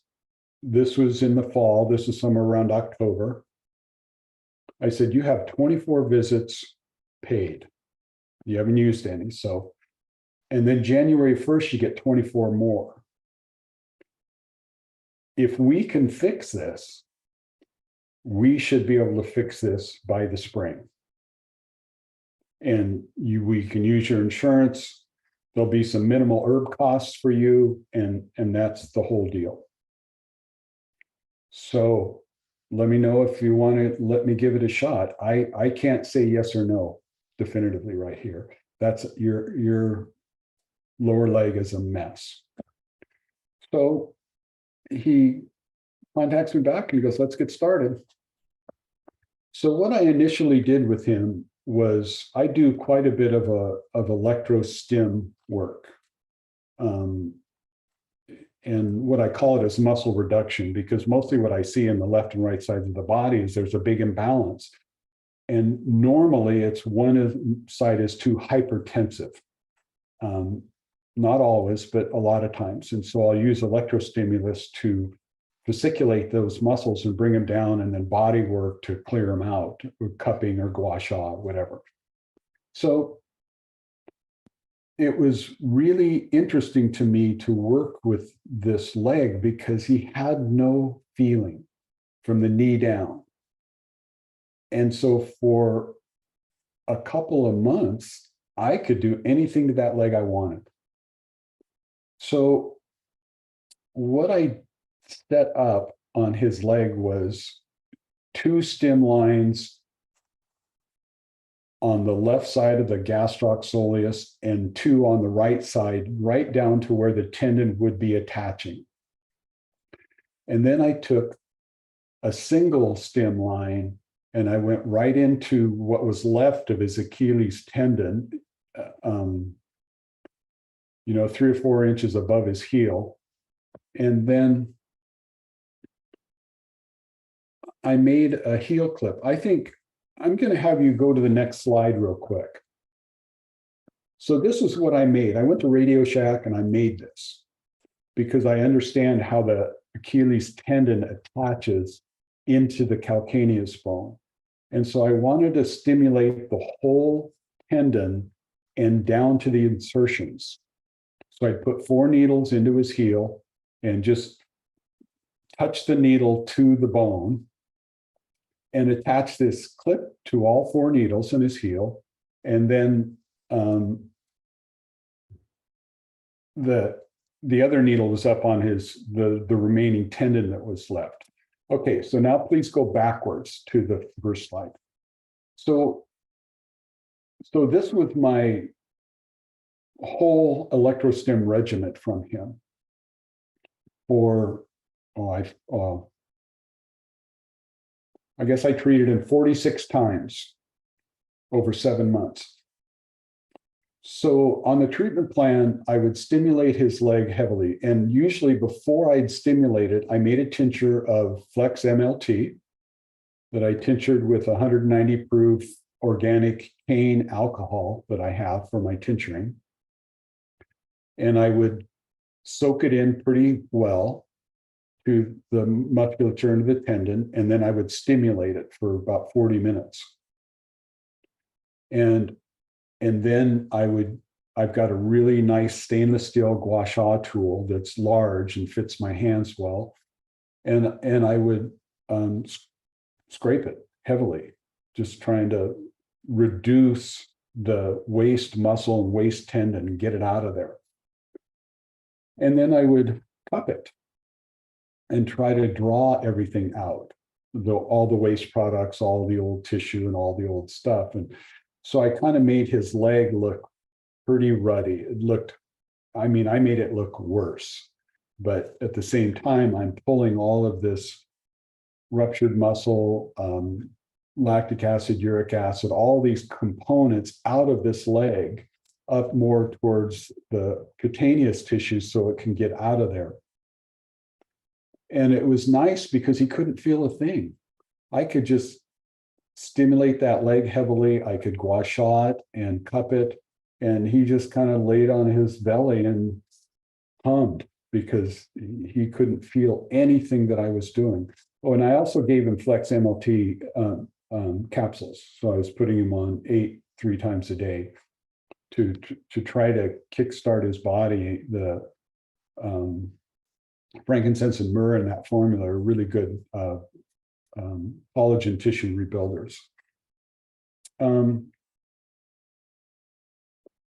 So I just started this process of heavy stim, a lot of gua sha and cupping, tinctured herb on over soaking into the injured area, and then oral herbs to try to help the circulation and help him internally with his repair cycles of his body.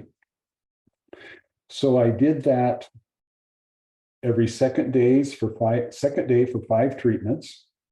Then I went to every 3rd day for 5 treatments. every fourth day for 5 treatments. And then I went to every 5th day till we finished. And about 2 months into it, when I turned up the stimulus, he turned his head around really quickly. He goes, "What are you doing back there?" And I went, "Great, you're getting feeling back." So the muscle reduction and tendon reduction was significant by this point, and it was starting to remodel itself.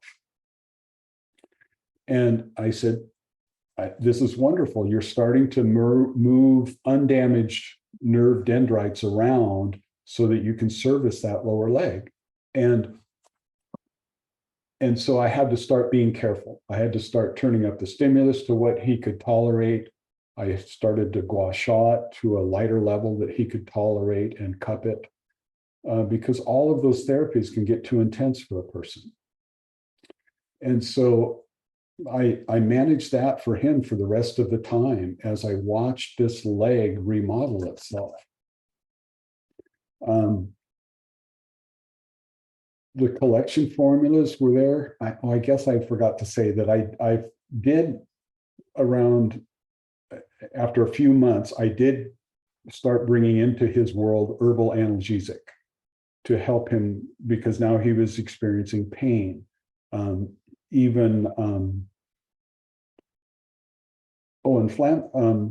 Acute inflammatory pain from my treatments, that it would last for a day or so till it would clear.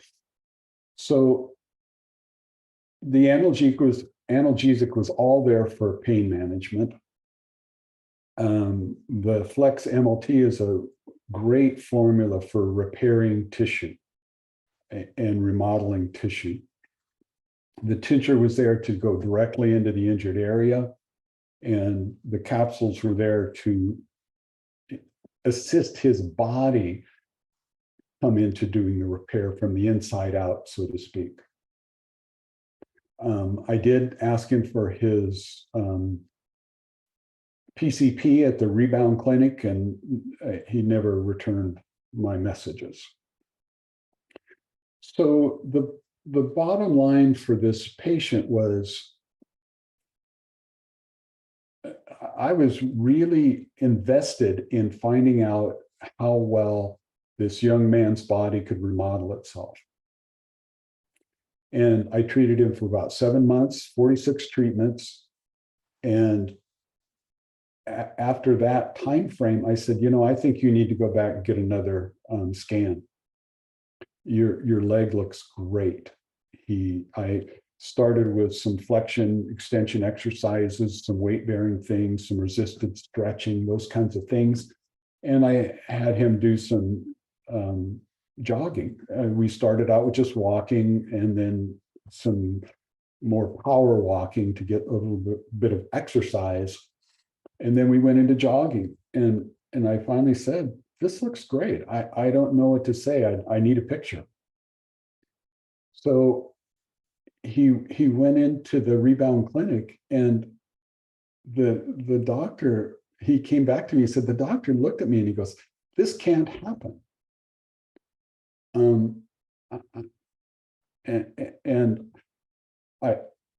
I did not ever see a finished MRI of that leg, but I did send a business card with the patient when he went back in to get the scan.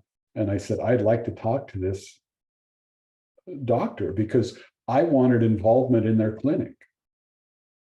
And I never heard from him. But the bottom line for this young man was that he got his leg back. And it really amazed me. I have to admit that I really didn't know if that could happen, especially that well. But I was willing to try and to throw everything I had learned at it and see what we could do. It's better to try something than nothing. And I knew the cast that they were going to put on his leg would have changed his whole life. So that's how much faith I have in the formulations that the collection formulas offer to me, and to put them into the practice as a whole. I mean, realistically, what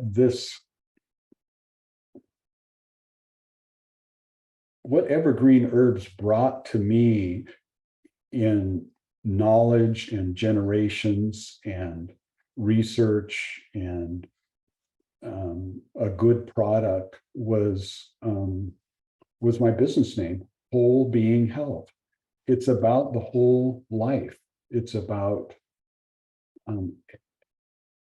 things you do, things you don't do, things that are good for you, things that are not so good for you. I am so happy for this man to get his life back with his son, that it was worth every effort of that. So I don't think Radio Shack's open anymore, but doing things like creating that clip, let's change the slide to that clip again. Doing something that you think can work, do it. Give it a try. There's no harm in trying. And maybe what it makes me think about hearing Donna speak is that I would come back and do an electrostim program for Lotus and share some of these amazing remodels that the body can go through if you give it the right conditions. So that was pretty much the outcome of this patient. There's a couple questions. Okay. Yeah. But I also wanted to share that Tina Chen chimed in. I just want to make sure everyone saw this, saying that she can relate to what you're saying, that I feel the same sometimes, because some patients' conditions seem so hopeless and you wonder if the herbs are going to work. And it's really an incredible feeling when they recover and you know that you helped. Absolutely. So there's a couple questions. Yeah. So Justin has been in practice for 21 years and asked, how soon after this injury did you begin working on this tendon with this patient? I don't exactly remember, but it was within weeks. Okay. I know when he injured himself, he went to rebound. He got that answer of the cast. He didn't like it. And then he worked at a natural food market in town, which I would have seen quite a few staff members at. So I imagine he just got my name from somebody at the store he worked at. But he was really adamant. He really came in, was serious, said, "Can you fix this?" And I just kind of had to say, "I don't know. I can try." But it was soon. It's pretty recent injury, and we got right on it. So a lot of scarring didn't take place. So there's a second question from Cheryl about the tincture, and asked if you could go into more detail on how you made the tincture, and several people saying, yes, please. Okay. So I'm a little shy about this because the accuracy might not be all there. So what I do is, like the reason I chose Evergreen herbs, they're clean. I did a little bit of research on alcohol, and I did find an organic 190 proof cane alcohol. So there's only one product in it, sugarcane. And what I do is I take a 100-gram bottle or granulated formula of Flex MLT, put it in a quart jar, fill up the quart jar, and start shaking. And I let it sit for a few weeks, and then I'm using it. So I'm not technically sure of the the potency or the dose. I like the way it absorbs. And in some form or fashion, I know the herbs are getting into the area. It's just the way I've made all my tinctures. I'll just buy 100-gram formula, granulated formula, and put it in a quart jar, fill it up, and shake it every day for a few weeks. And it turns a very nice dark color after a few weeks. There's also a question about how often the tincture was applied, just in your office or also at home. No, I have droppers, 4-ounce dropper bottles, and I asked him to put the tincture on twice, morning and evening, twice a day. And was taking 8 capsules of MLT 3 times a day. So I had a lot of formula of Flex MLT going into him every day.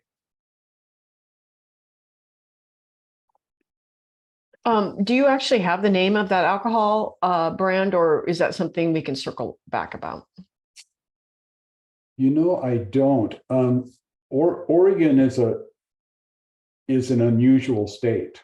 Oregon is one of the few states that they highly regulate alcohol. And I had to, just to purchase this 2-gallon metal container of this alcohol, I had to fill out a bunch of forms, trafficking forms. I don't even remember now. But I don't recall the name. I think you could Google search just 190 proof organic cane alcohol and you would find products. I don't think in other states it would be as hard to get as it was in Oregon.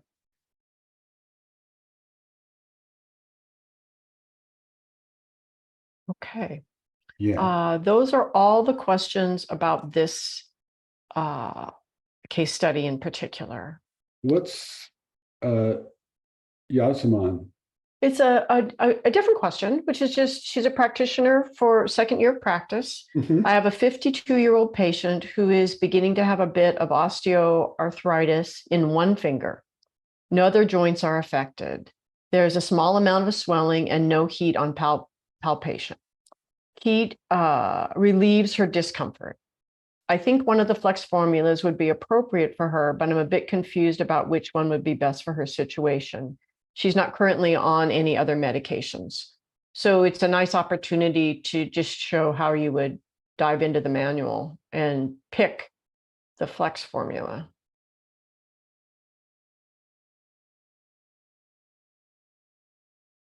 So I did what I spoke of earlier with the manual.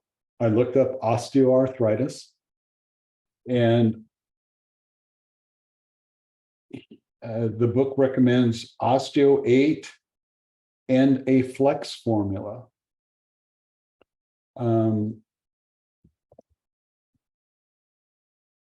What my next piece with this, I apologize for diving into my book. I've not used Osteo 8. So what I'm really going to look at are the supplemental formulas. Neck, shoulder, arm, bone spurs, heat, worsens during cold, gout, fractures, soft tissue injuries, MLT.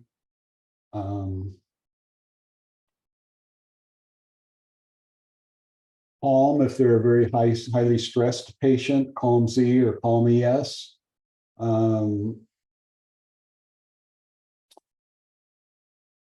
One formula that sticks out in my mind with just previewing these supplemental formulas is Flex GT, because a lot of arthritis is gout related or food related. So that formula would be something I would look at as well.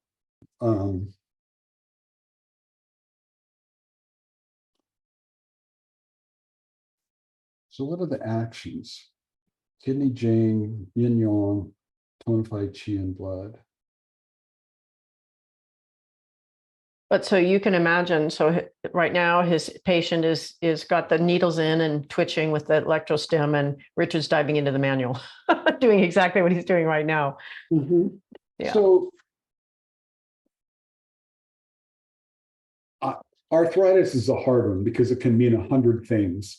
And osteoarthritis just means that it's affecting the bone.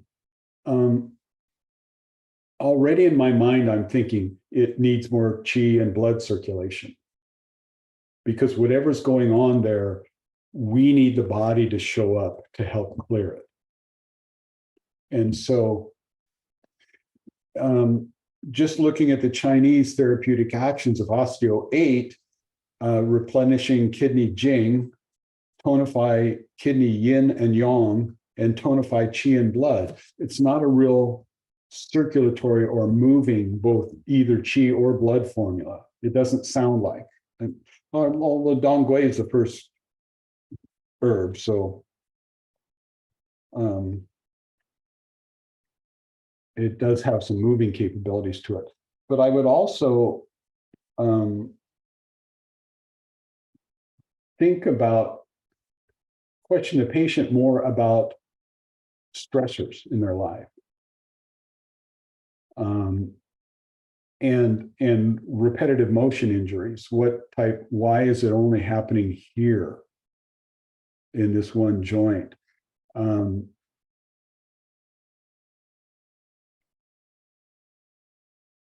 It is a little unusual that it's just happening in one spot. And so repetitive motion comes into mind. The RH factor comes into mind for rheumatoid issues with the blood.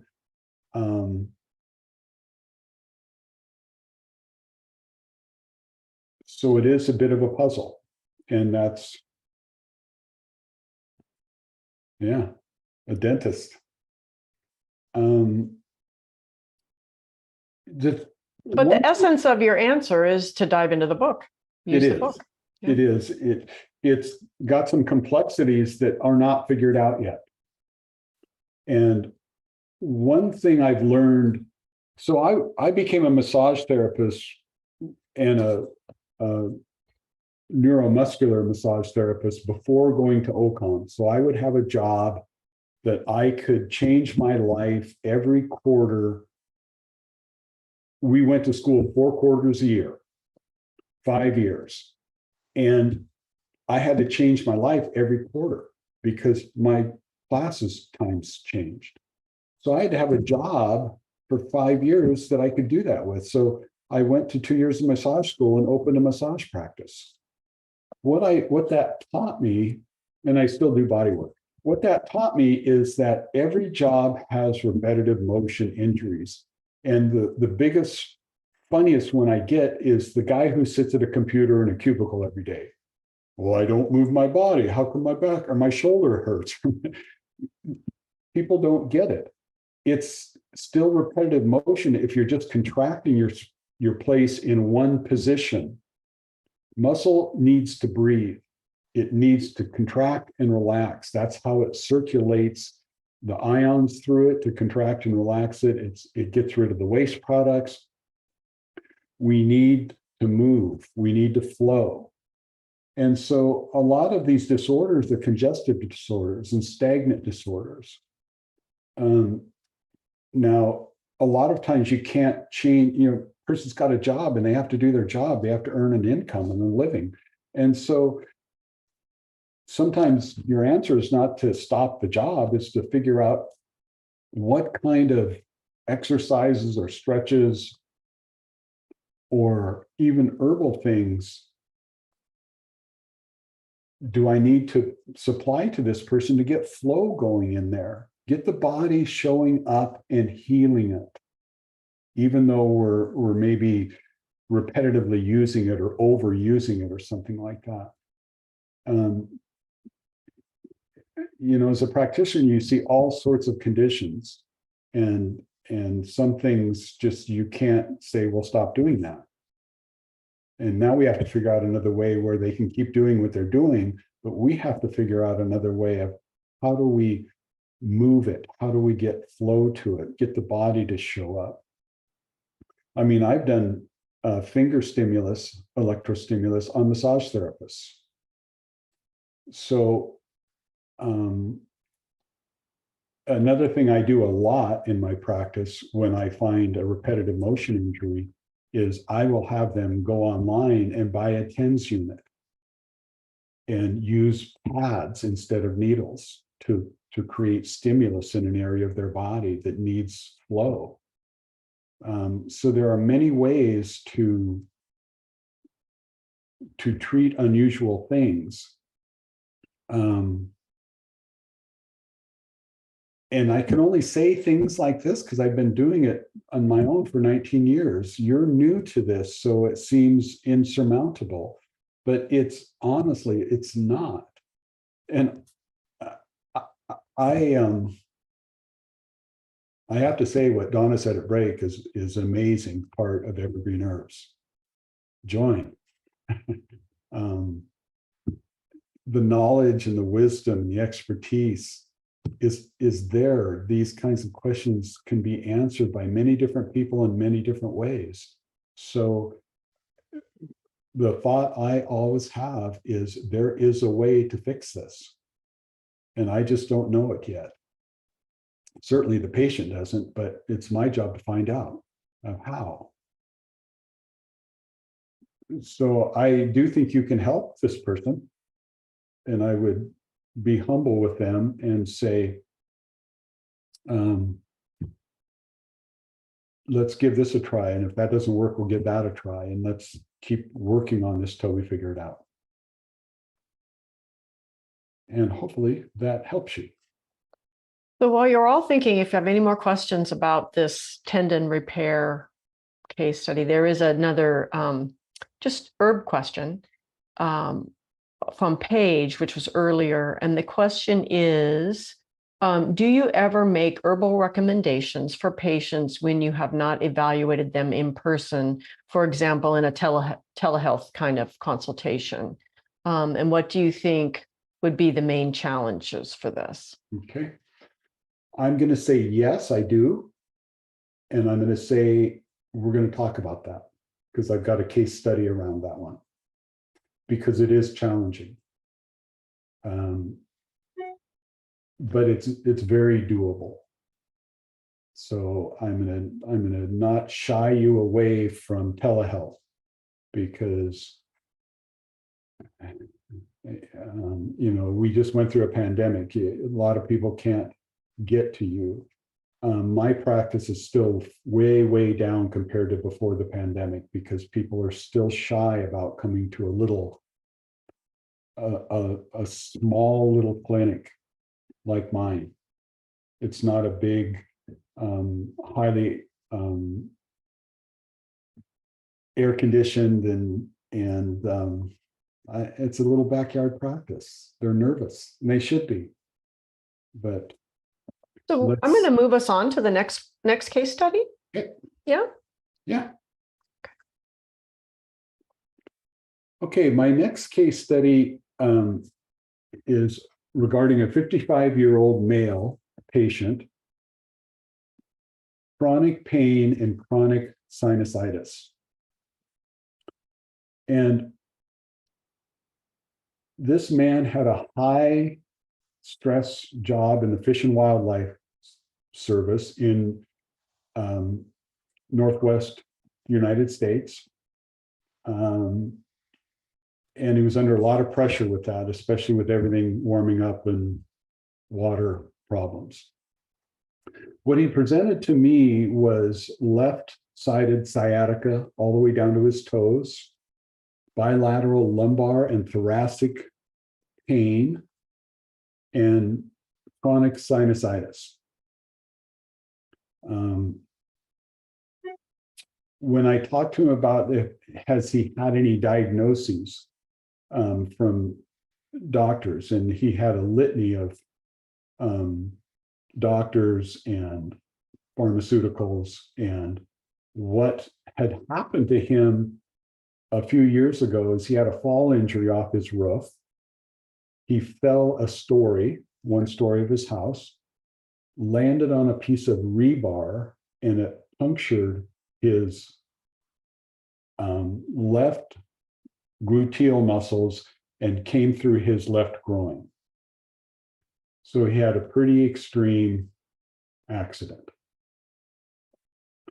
And I could still see scarring and muscle issues with his gluteal muscles, and I knew there was some nerve damage going on in there. He's also said in my intake that he's had sinus problems his whole life. He had been run over by a car twice in his childhood. I don't know the ages exactly, but sometime in like grade school and junior high time. And I looked at him and I said, "Oh, how come you're alive?" His head was kind of smashed a few times. So yeah, I could see how you'd have sinus issues with two injuries like that. But anyway, he said, what's really killing me the most, I've got some pharmaceutical antihistamines that kind of manage my sinusitis, but they create other side problems, side effects. But what really bothers me is my leg. And they obviously they did surgery to repair things, but it's so chronic. I can't ride a bike. I can't go on a walk with my wife. Can't sleep. It's not a good situation. So in my treatment plan for him, what I talked about with him was I need to move both chi and blood in your thoracic, lumbar, and gluteal area. Release compressions in your vertebrae of your thoracic and lumbar region. And I also need to treat your sinus infection.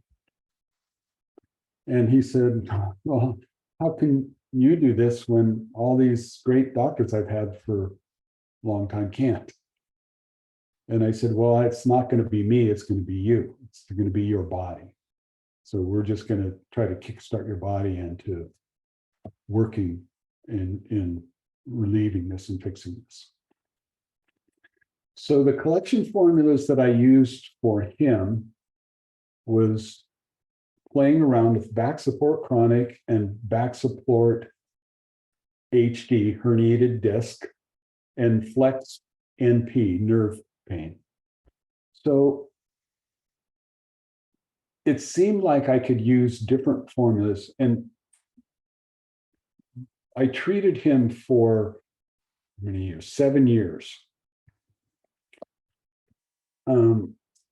And so it seemed like the weather would change his pain patterns. And so I played around with these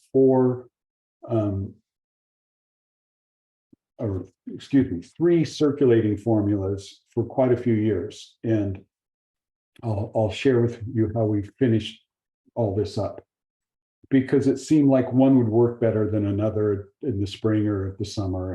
And so we just kind of danced with him and played with the circulating formulas and the analgesic formulas.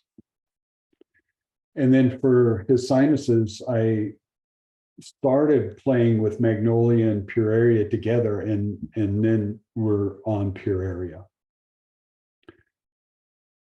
So my treatment plan with this man was electrostimulus on paraspinal muscles on his thoracic spine and lumbar spine, QLs in his lumbar area, and then his gluteal muscles, and a little bit in the adductors because they were pulling on his groin a little bit.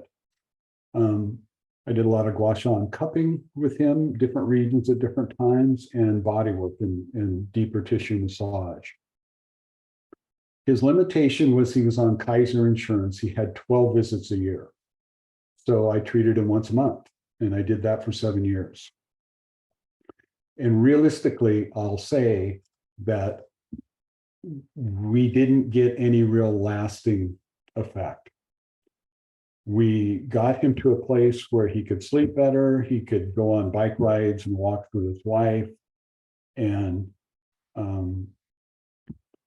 by now he's now around 62. He's retiring, and he's going to get on his retirement plan. So we had a pretty interesting discussion about his retirement life. And I convinced him to get out of Kaiser, which was he would take because it was in his work job plan, and get over to Regents, a better insurance plan for him going into retirement and Medicare. And then our future. And I said, I'm not sure that even though you'll get more treatments with Regents, that if we don't get anywhere, if it doesn't really change anything, I don't know. He lived up in Battleground, so he was traveling to come to see me in Portland. I don't know. I don't know if that's worth it to you. What are your feelings? So he said, well, I kind of tend to agree with you, but I get some relief, but it comes back. It never goes away completely. So that's better than nothing. And what we ended up coming to was, well, let's do a trial.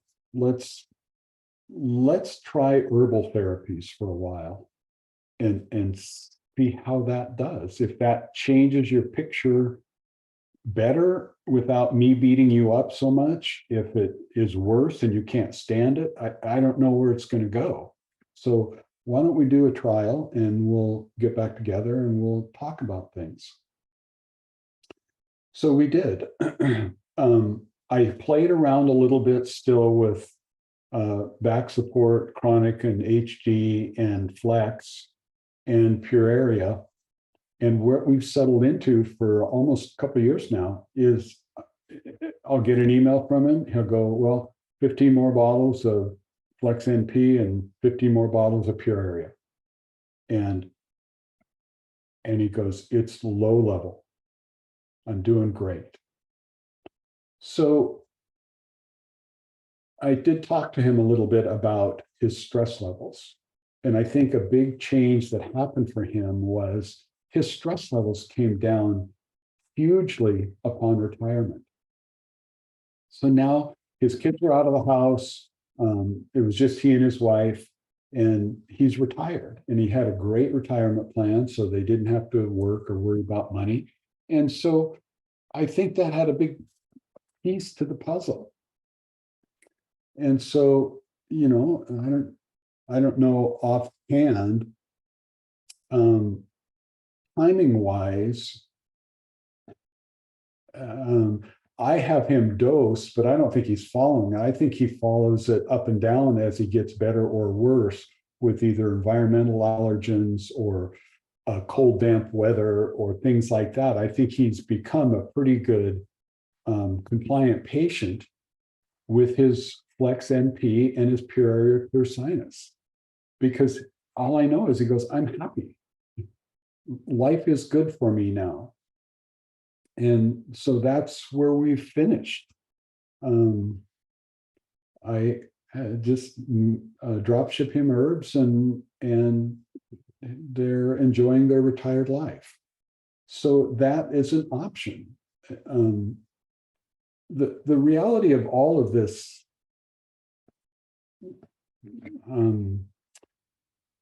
holistic medicine to me is it's not about me.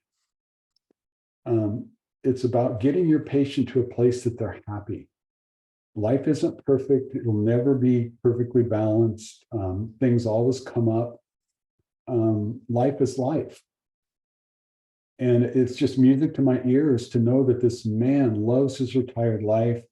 His qualities of his life are letting him sleep, letting him enjoy it with his wife. And all I do is make a phone call. and drop ship some herbs to them. So it's a happy ending to me. And I think it is also for the patient. But again, it's how well I feel like these herbs work when you dial them in and get the right thing going. I feel like the back support and the flex formulas helped relieve extreme and chronic pain that was unaffected by either his pharmaceuticals, which was mostly what he's getting from his primary care physician. But the Flex MP managed his pain levels, his neuropathies, and the sinusitis was brought way down to minor allergens with pure area. And I think that's a win. I don't think there needs to be any more involvement. I think they need to just live their life out in a happy-go-lucky way. Okay, so I have a question from Ramona. In practice for 10 years, is there a formula for chronic sinusitis not related to allergies? My patient has taken Western meds for allergies, Claritin, for over 5 years, and the sinusitis has not been resolved. PCP has suggested nasal sprays as well. Ooh, don't do that. Nasal drip continues. Acupuncture only works momentarily. I've been searching for an herb and formula information options. Yeah, it could be food. Food allergens, or I think every human should go through a food cleanse and a food introduction just to find out if they have allergies to food. There's no real good test. The immunoglobulins, I forget they're up to immunoglobulin G or H or something now. And there's rapid responders like immunoglobulin A, which is anaphylaxis. And I think I've heard that immunoglobulin G or H takes 5 days to respond. So I don't know what I ate 5 days ago to know if it's showing allergy responses today, 5 days later. So there is a process to go through a food cleanse where you limit somebody's nutrition plan, like with a clean protein, a clean carb, and a clean fat for a couple of weeks so that they only get a few foods and you mostly eliminated a food allergen. And then you put back one food a day and see what happens. It's not fun, it's boring. But in my world, it's the only thing I've found that works for the slower reacting food allergies. But I would suggest talking to a food specialist and see what they have. I don't, off the top of my head,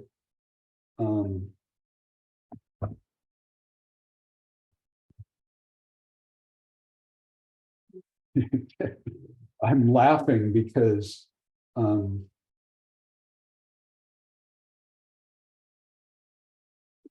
doctors John and Tina are probably shaking their head at me right now, going, just tell them to use this.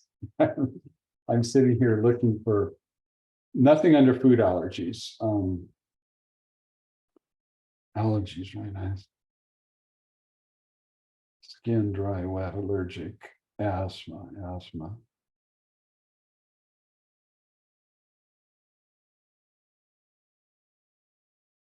So under Once food again, allergies, this is an example of it's not just the herbs, it's the herbs and the manual.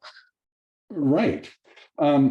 I do see under allergy that they're talking about GI tonic for food allergens with an underlying digestive weakness and loose stools, if that's part of the way your allergy presents to yourself. This sounds like a sinus issue.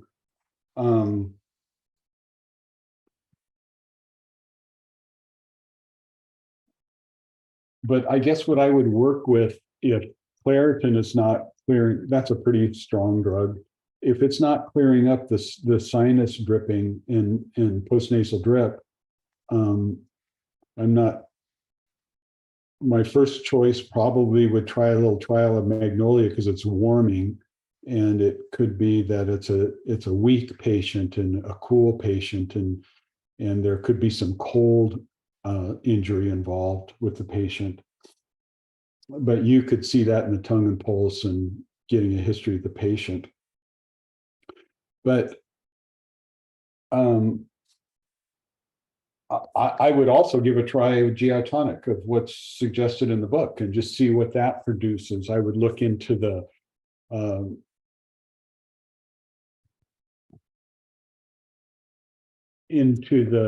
subsections of GI tonic and read and find out if it will, how the herbs in there are working for food allergies, and see if there's any cautions or contraindications to a patient. I would also reference Claritin and see what Dr. Chen offers for an herbal addendum to Claritin. But I would also think that there is something that you could do and give some trials to. And I'd also say to the patient that we're trying things. I don't know what's going to work quite yet.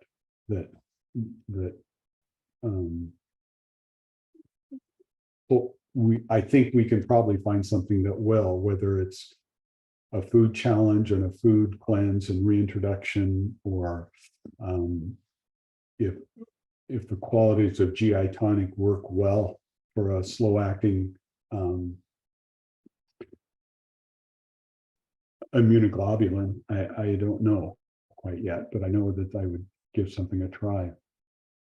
So, Dr. McConnell, there's a fair amount of conversation going on in the chat around tinctures, and another question about tinctures in the Q&A. And that question is, wouldn't the alcohol's very yang nature alter the herb's temperature in the tincture? Do you find that that's the case? Well, it could, yeah. And the only thing I'm going to say about that is, like with the Achilles tendon patient, I am trying to increase flow. It's all about an increasing qi and blood flow. Yang is going to do that. Heat is going to do that. It's going to dilate the vascular systems. So I don't feel like that's a detriment in physical injuries like this, joint injuries like this. I'm trying to get circulation and flow going through there, both of qi and blood, so that the body's cells can show up and start the repair process better. Would you like to move on? Yeah.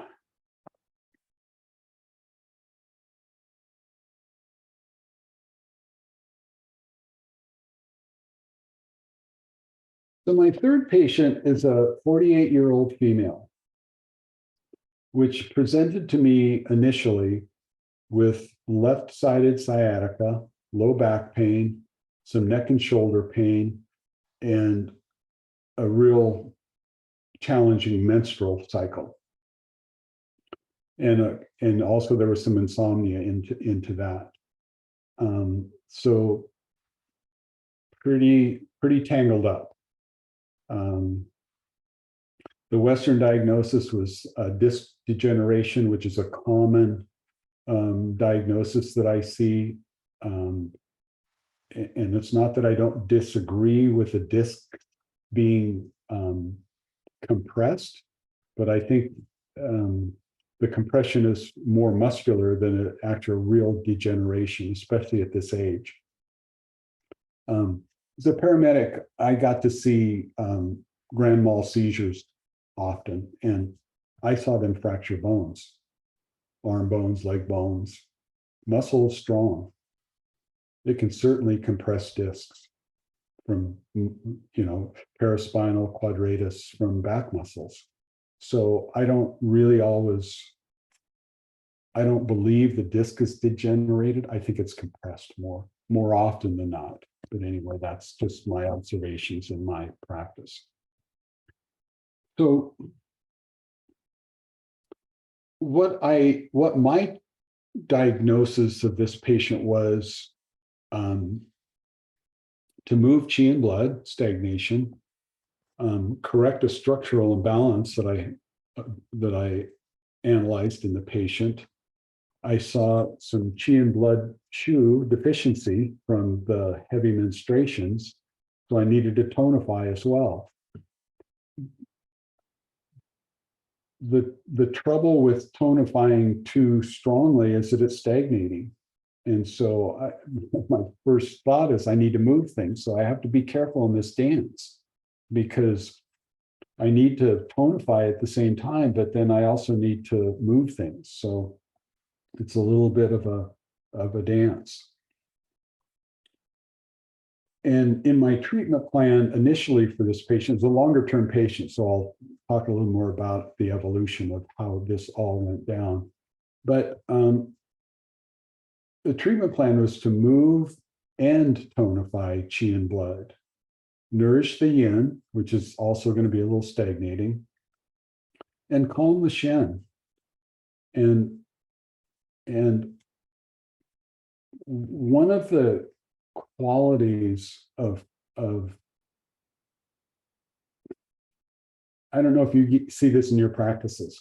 When I talk about moving qi, especially with calm, they go, I don't need to be revved up. I need to be calm.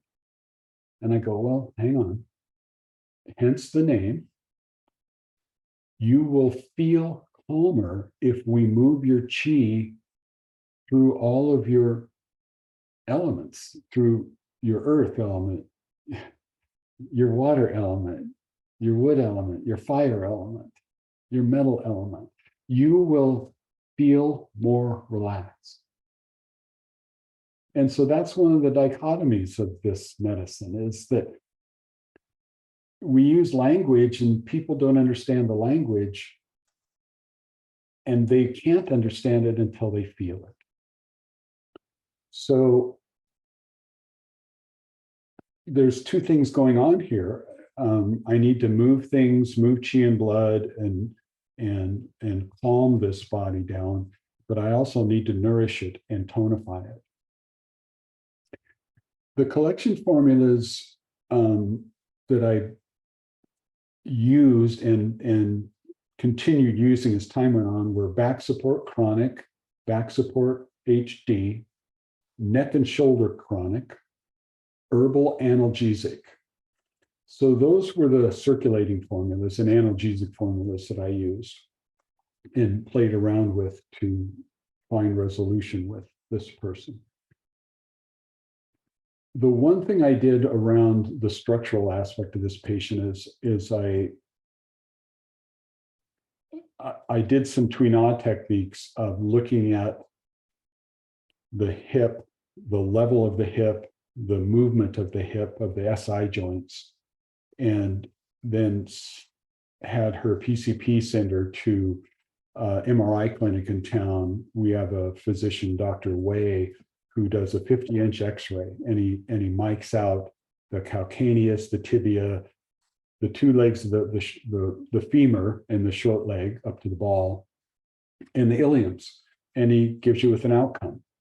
And so with this patient, I found that this patient's left side of their body up to the iliac crest was 3/8 of an inch short. So I put this patient in a 3/8 inch lift. And that seemed to allow me to reduce the hypertension in the left side of her body, the quadratus lumborum, the erector spinae of the lumbar and the thoracic region. So all the way up to the neck. And so that's just another Tuina gem that we got in our program of balancing a physical body. The other herbs that I put this patient on were calm and it's Cassandra ZZZ. I felt that worked a little better with sleep than Calm Z because of the yin shu. For a little bit, I had her on a kidney in tonic, and now on Nourish, today on Nourish. And as I've treated this patient over time, we've gone from heavy, really heavy menstruations and with heavy stagnatory patterns, premenses, and then some deficiencies post menstrual flow. So now I have this patient on Nourish because she's in menopause and balance heat, which seemed to be working really well for this stage of her life. I began treating this patient in 2009. And I used the lift for what I call mobile scoliosis. She had curvature in her spine, but it wasn't bony. It was from the short leg. I use electrostim on thoracic, lumbar, and gluteal muscles to release the muscle tension and release the disc compressions. I regulated her menstrual cycle, and for this patient back in the early times, I used Siwutong with Calm. I used Calm pre-menses, and I used about 7 days of Siwutong to build the blood a little bit. And that seemed to work really well and get her out of that old pattern. And now the big battle with menstrual issue is the yin shu heat that's presenting itself, and that's just a factor of life, I think, for you females. And so, but I do find that Nourish and Balance Heat work really well, especially with a little Calm to keep things moving. And so I see this patient regularly, and I'm sure there'll be a time this long of a history with this patient. I'm sure I'll see the menopause change things too when that finishes. So I'm guessing that at some point we're going to be finished with the Balance Heat and the Nourish, and we'll see what kind of yin strength is in the body. But I do treat from time to time the structural issues because they're not complete, they're not finished. And I don't know, in some bodies with our bony structures and stress levels, sometimes those structural issues never finish. They're always low grade or kind of continuing to come and go. So that's something I'll watch for as time goes on here. So there's a question about this this case study specifically from Ramona, who's asking, with the different amount of formulas that you used for this patient with chronic pain and perimenopause, did you prescribe them to take all of them at once daily, or were they spread out through the months and years?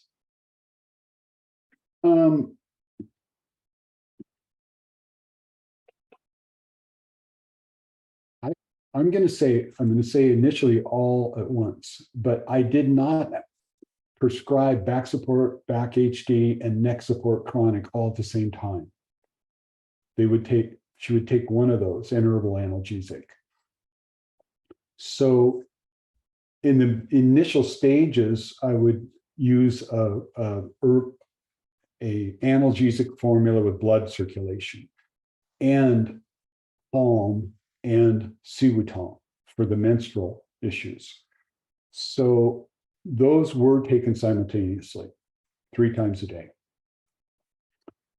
As things have gone on, now I know this Cassandra is only happening at night before bed. That's 1 time a day.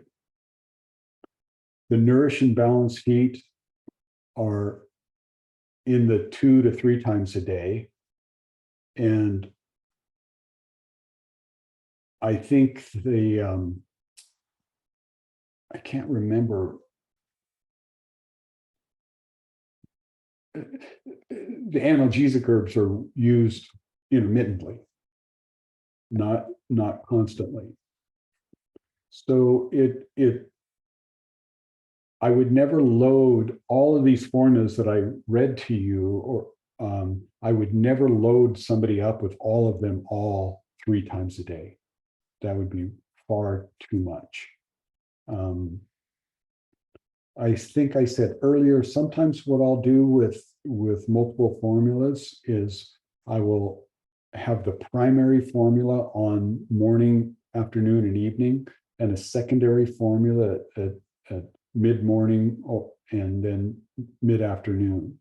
And so I'll have them dosed at different times. But it really is dependent on the patient. There are patients that I will have, just off the top of the head here, I'll have 6 capsules 3 times a day of one formula and 3 capsules of another formula 3 times a day, and they'll be taking them together.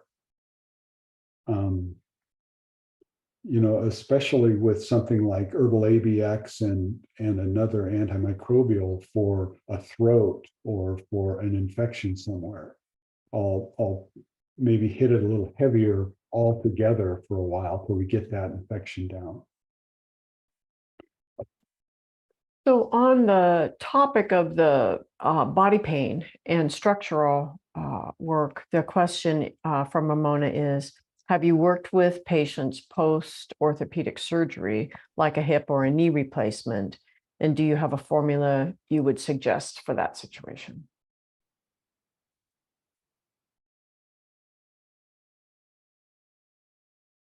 A little. What comes to my mind is I've got a patient who's followed me for 20 years now, since OCOM, and he had a hip replacement, I don't know, probably 10 years ago. I don't give him herbs at all for that. He was an avid runner. He doesn't run anymore because he can't with that hip replacement. He now does walking competitions. And I do treat him somewhere around once a month for some gluteal and low back pain. This patient would not look at his structure to see if there was an imbalance in the long bones of his body. So I don't know. I've assessed his body standing and lifting a knee, Gillette method, and I see that there's an imbalance, but he doesn't think so. So that's where we go. And so, but what I found with most hips and knees is that after a while, they kind of get used to it and it kind of goes away. I don't find a lot of herbal investment with those repairs. I do have some treatment experience where I'll treat it once in a while and hypercirculate it with electrostimulus and massage it. But I'm not really seeing that I'm investing in long-term herbal use on a hip or knee replacement. So with all of these herbs, this question has to do with how do you get your patients to comply? What do you do or say to help the patients agree to and follow through with the recommended herbal regimen? Well, it's hard. I don't know about all of you practitioners, but the thing that interests me the most in my practice is when somebody is motivated to change, to actually do something that heals themselves. Their body, I'm just trying to engage their body to heal itself. And if they're not interested, why should I be? I've fired myself before with patients and saying, you know, you're not interested in doing a thing that I'm offering you, and you're not even trying. I'm not magic. I'm trying to get your body to do something, and you're not even helping. So it's a dance. It's a dance with me as a practitioner and my patients desire to help themselves. And I get pretty bored and pretty uninterested in somebody that doesn't want to help themselves. I'm sorry to say that, but I've been pretty much treating people since I was 25 years old, and it gets old when people don't want to help themselves. And especially when they come to me, I don't know, I'm sure you've heard this so many times. They come to me because I'm a last ditch effort. They've gone to everybody else in the Western world that they can believe in, and nobody helps them. And they come to me and I offer them some things to do, and they go, "No, I don't want to do that." And I go, "Well, I thought you wanted help." So it's a dance. I don't know. And I'll tell them that.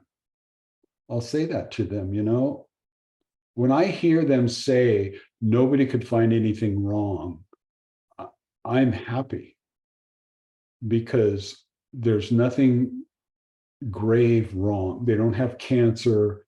They don't have congestive heart failure. They're not going to die in 2 weeks. It's just that they're stagnant most of the time. They're stressed out. They're not flowing. Their body's not repairing itself. Their body's not actuating for them in a way that works. And that's what I can help with, I feel like. And I don't know that right off the bat with people. They have to be honest with me about what their situation is. And I'm honest with them, saying, I'll try electrostim with you. I'll try TCM needles with you with moving chi. I'll try motor point technique with you, or 5-element technique with you, and see if that works. But I don't know. But I'm willing to try if you are. So, But circling back to the herbs, do you feel that the collection formulas often create that first session change that makes people motivated to take their herbs? I think it has the potential to, yes. I still remember my first bag of herbs that I took home from the OCOM clinic when I was a brand new student. It was Shaoyawan. And I remember being a good little student and reading the instructions and boiling it up and swallowing my first cup. And 30 minutes later, I went, whoa, what is this stuff? I'd never experienced a chi moving formula in my life. So I do think that the collection formulas can do that. Does the patient always comply? I don't think so. If, like Calm formula, if there's no underlying issues with the patient medically, with systems that aren't working or pharmaceutical drugs are getting in the way, I'll give them 8. Take 8 3 times a day. Call me tomorrow. Tell me what you felt, because I'm pretty sure they're going to feel something. And I'm confident with that formula that it's not detrimental if they're not on warfarin or a blood thinner or something like that.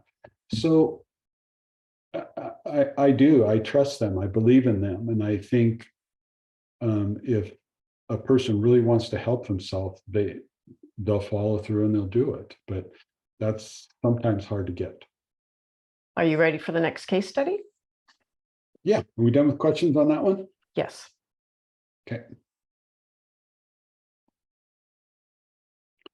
My next patient is a 67-year-old male, and his presenting symptom to me was GI pain and constipation. And by the way, this is a telehealth patient down in Eugene. He said the Western diagnosis that I've just gotten is colon cancer. And I'm scared to death. So can you help me? It's always when they're afraid and think they're going to die. They really want help. And I said, well, I think I can help you.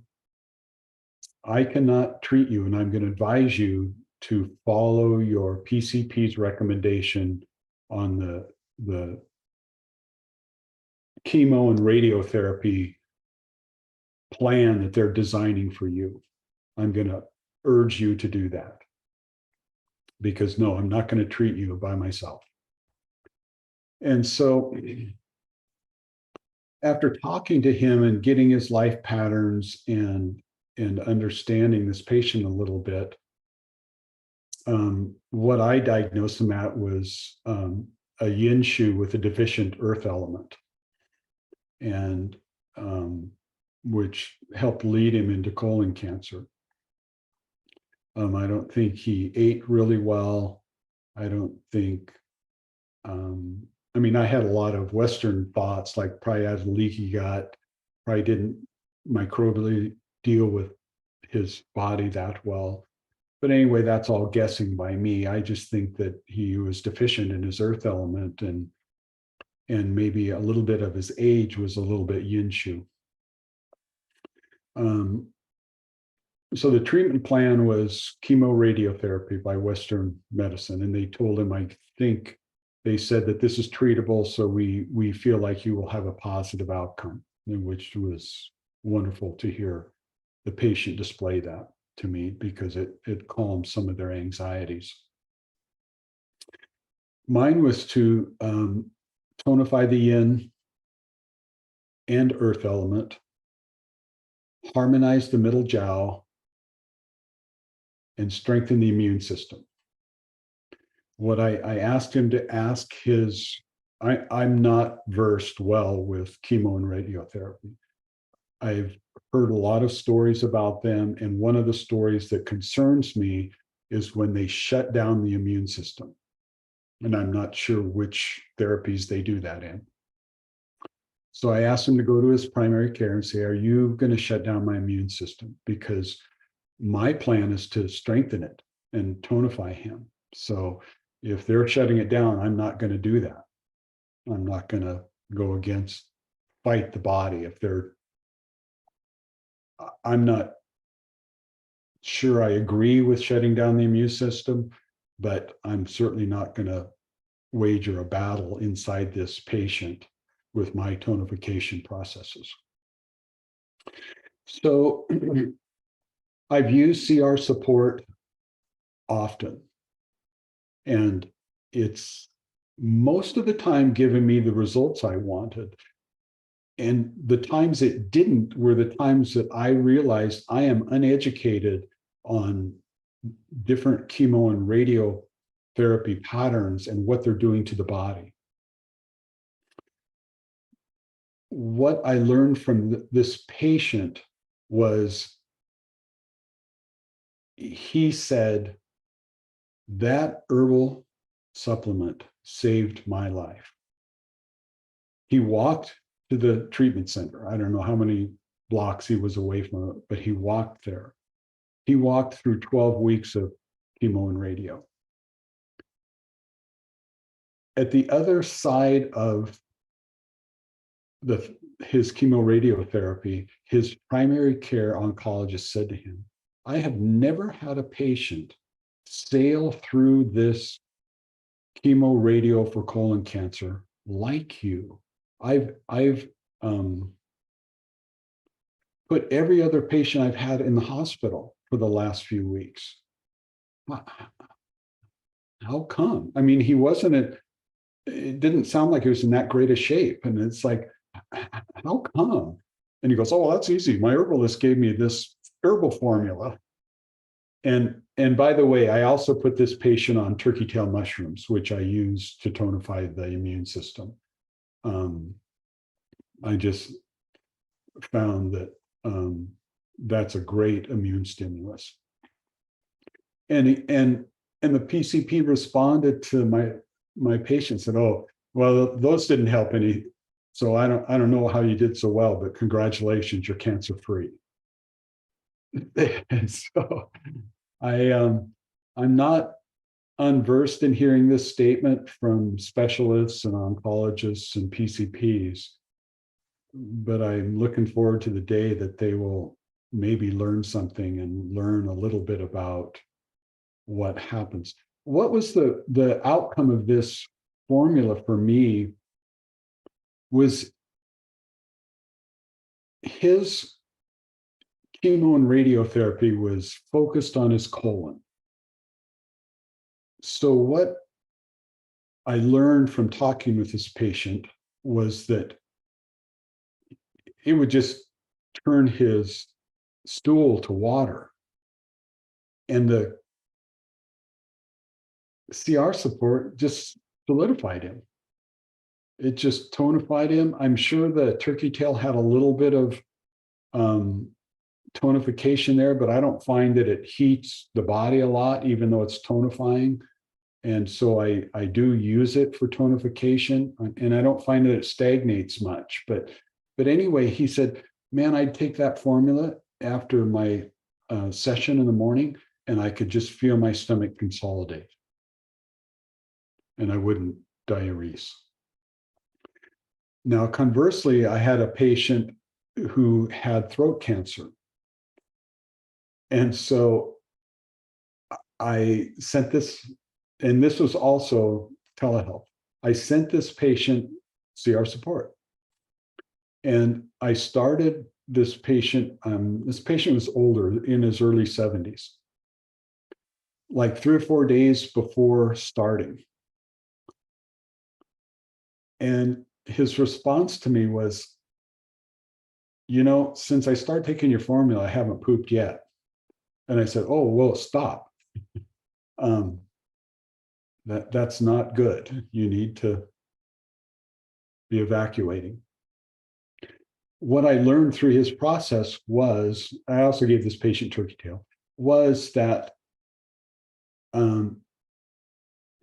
whatever chemo and radio he was receiving didn't upset his earth element that well. I mean, they were doing everything up in his neck.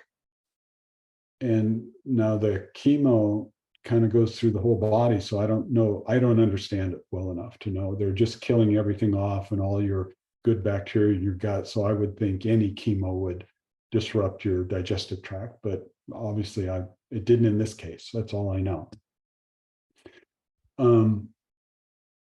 And so that was one of my examples where I took him off CR support because for whatever reasons, he didn't have any real digestive issues, and it didn't seem like that needed to take place. He was evacuating properly. He was eating well. I remember giving him some nutritional advice around a smoothie with some protein powder in it, and blended so it'd be easy to assimilate because of his throat, the impingement on his throat. But I did take him off CR support, and so that was one of my times it didn't work. And I know I was the problem in this picture because I don't know all the ins and outs of chemotherapy, and that's my fault, not the patient's. But the outcome of this patient with the colon cancer was cancer-free so far. This was only a year and a half ago. So I think they're monitoring him for reoccurrence. But as far as I know if there's any more blood work that shows the indication of cancer, he's going to call me back. And I haven't received that call. So I feel like that formula worked really, really well, regardless of what the PCP oncologist said. If it's hard hearing people say things that they don't know anything about. But so that was that patient I was really happy for. And I know the patient was happy for the outcome too. So really, the CR support harmonized the middle jowl and managed the diuresing that the chemotherapy was putting him through. It supports both the chemo, and I know the radiotherapy wasn't helping at all either, because that's very traumatic on the tissue in his colon. but I was pretty happy with the formula. The outcome is very good.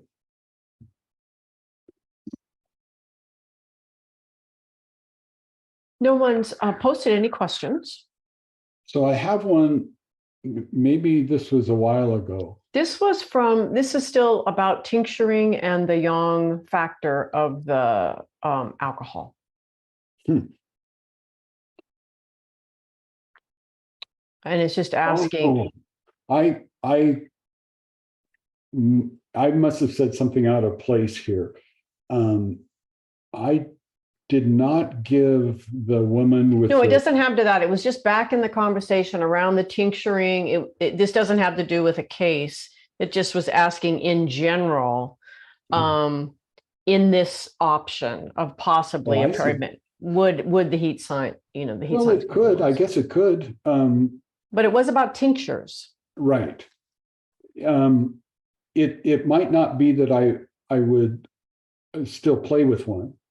I might do a little trial and find out specifically if it increased the heat signs of the perimenopausal syndrome, but it would depend on the formula and what the formula is designed that I'm tincturing to do. So I wouldn't rule it out, I guess I would say, even when you don't really want to put a lot of heat in that patient, but it still is something that I might tinker with.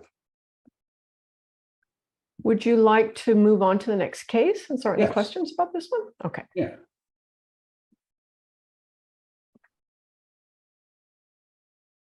This is the telehealth patient that I said I'd refer to earlier in my talk. I know this patient through my Qigong practice, which for over 2 years has been online now. And we're still just online at this time of my teaching of Qigong. But the presenting issue, 45-year-old female, the presenting issue was high stress and fatigue, insomnia,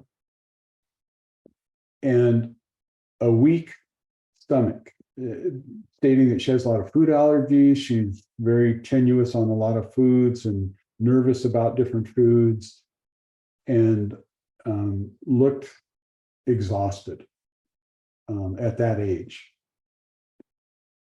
So when I asked her about seeing her PCPs and what kind of diagnosis they've had for her, she said, they diagnosed me with acid reflux with a hiatal hernia. And I said, well, okay, that's all stress related. Maybe not the hernia, but anyway, it could be exacerbated by stress. Mine was pretty easy. It was liver qi stagnation overacting onto the spleen stomach in the middle jaw with stomach fire. I mean, it's pretty simplistic, really. Talking to this woman more, I asked her, what are her stressors? And she said, mostly it's my job. And the job was, gosh, I can't even remember what she did in her work. But anyway, it followed her home. She was working at home. She was working way more than 40 hours a week and couldn't get away from it. And I said, well, change jobs. And she went, oh, I can't abandon that great boss of mine. He's got a great job, great work that he does for people. And I just can't dream of ever leaving him. And I said,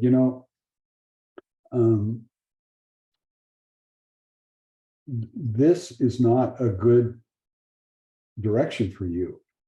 They were talking about the erosion of her esophagus from the acid, the stomach acid.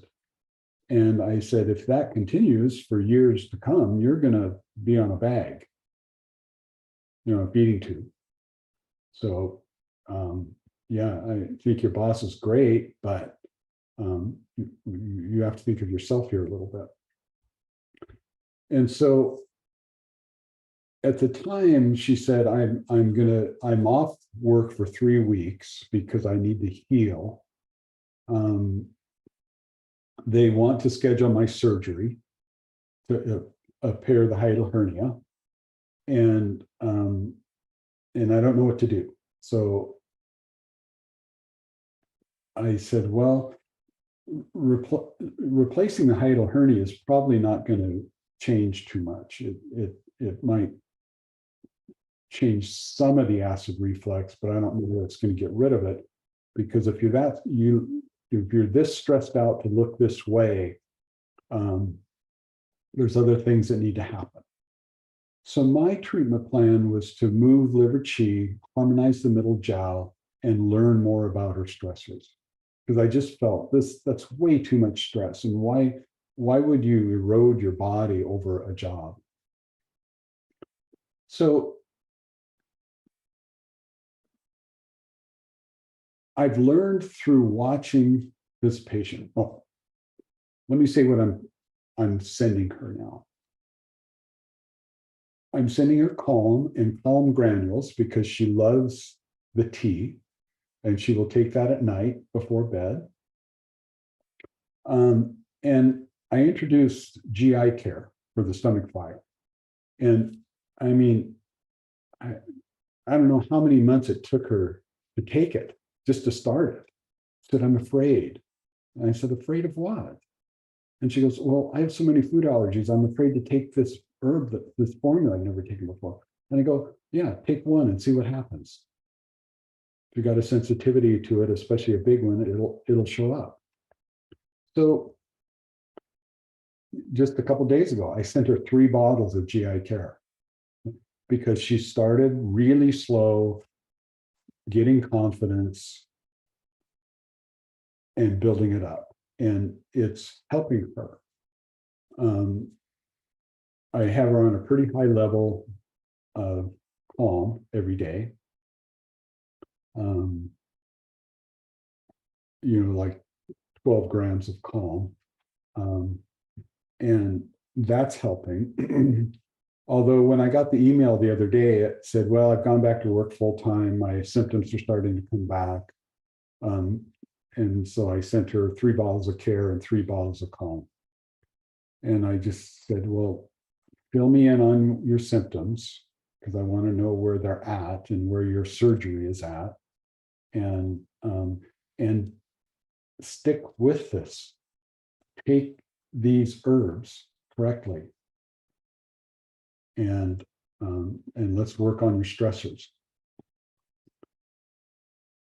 So I'm getting ready to talk with this patient about another stressor that I can see in our class with her partner. Partner's overbearing, her partner's telling her to do everything. If I just feel like this poor woman's getting run around by a ring in her nose. So I'm going to ask her, because if you don't like your job, which you do 40 or more hours a week, you don't like your partner, which you live with, you're not taking very good care of yourself. And because 1, you should love your job, and 2, you should love your partner. So be grown up and change things. But anyway, I started treating 7 months ago. So far, the surgery hasn't happened, so I don't know where that's at with her PCP. I'll find out more next time we talk. And she did say that calm is both helping her to relax a little better and do some of her qigong on her own, and that GI care is helping her stomach feel better. So it's having some effect, and I think she's getting more trusting of it, that it's not going to harm her. And I said, well, keep our goal in mind. I'm doing this to try to keep you out of surgery, and I don't know if that can happen if you're not following along. And of course, she said she'd promise, and we'll see how that goes. But both of those, both calm and GI care, are helping our earth element. The calm is helping the chi stagnation that's overacting into the earth and reducing stress and helping her sleep a little bit. And the GI care is help quenching the stomach fire. So, but it is really hard to treat when you don't have all the information. I know some things are hard to talk about. One thing I use in my practice a lot is monkey mind. When a person's all stressed out, it makes them laugh. So, but these high levels of stress that are eroding our body away are not funny. And it's really hard sometimes to get people to change without harming themselves first. So, yes, telehealth is harder. I don't get to take pulses. I don't get to look at tongue. I can see the body's posture. I can see their face expressions, and I see a high level of stress in this woman. And I have no idea if it can pull out. There needs to be some changes, which I'm not sure she's willing to make. And we'll just see. You know, I'll just keep trying and we'll see where it goes. Does anybody have any questions on this person? There's a couple. There's one just question is, what do you mean by monkey mind? And how does having them laugh about it help? I learned the term monkey mind for highly stressed people. So, meaning your energy is out of your body. It's above your head spinning around. And it's draining all of your energy up out of your way up into out of your body. It's depleting you. Neuroses, anxiety, insomnia, those things are all what I throw into the basket of monkey mind, because and also it really overstimulates your sympathetic nervous system, so you get pumped with adrenaline for energy, and that doesn't last. And epinephrine and adrenaline, and it's just a downward spiral for the person energetically. And so, you know, it just depletes everything. The most wonderful thing that I ever learned in medicine about Oriental medicine is false yin and false yang. You know, true yin, true yang, false yin, false yang. That is such a great concept when you're looking at a person and trying to figure out what to do with their energy and with the strength of their yin yang. In my 5-element course, I learned that the heart is the only element, the only organ that has both a yin and yang spirit in it. The Ling is the yin spirit and the Shen is the yang spirit. Every other element has like the wood element, the liver is the yin element and the gallbladder is the yang element. The heart has both. Well, if you don't have any chi left and adrenaline is running your body because it's all spinning and draining out the top of your head, then you're in false yin and false yang. And you're panicked all the time. You're anxious. You don't know what to do. You don't know how to make the right move. I've had patients say to me, do you know who this is in my head telling me what to do? Just about crack up. I go, well, unfortunately, it's you and your monkey mind. Because most of this stuff we're doing, it's because of us. I mean, there's a lot of things we don't control, the autonomic systems, like our proprioceptive center and our bone lengths from the bone plates. There's a lot of things that we don't control. But realistically, in our life, we control some muscle cells. We control like 5% of our body all day long. And if our mind is spinning off the axis of all these problems we have in our life, we don't have a good course in front of us. So there aren't any other questions about this case. However, there's one going back to the cancer, the Okay. sharing about the man with colon cancer. So Sure. question from Luis about turkey tail. He says, I'm not familiar with turkey tail. Is it stronger or more appropriate for cancer treatment than Lingzhi, ZHI, for example? I'm not sure I pronounced that correctly. Linger. I think it is. We in the what do I want to call it? At the end of the slides here, there is a reference for post-defense mushroom. Paul Stamets is a mycologist and a real expert on mushroom therapy. There was a really good head med talk where he treated his mother with four stage 4 cancers with turkey tail, and she was cancer free. And so I've used, I trust it for the immune system. It's not necessarily like a cancer drug or herb. It's an immune stimulant, and then hepatoprotective, and protects the liver. It works on the immune system to protect it from the cancer cell. So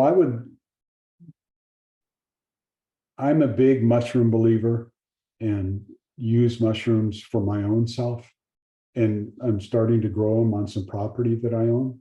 So I think they are a good herb also. And host defense mushrooms does a good job with cleanliness and potency, and a lot like Evergreen Herbs. I think of that company a lot like Evergreen Herbs. Would you like to move on? Yeah. Okay. So this is my last case study. And this is a person who followed me from OCOM. At the time when I started treating her, she was 60 years old. She's now 80. Her presenting symptoms back then was chronic asthma with chronic strep throat. And her Western diagnosis was asthma with dyspnea, difficulty breathing. And so I met her in an advanced herbal class that I took in the 3rd year. And at 6 years of age, she was afraid of dying. She would get strep throat always in the fall, winter time, and it put her in the hospital because of airway occlusions and phlegm and all sorts of junk in her lungs. So she was pale, she was puffy, she was cold.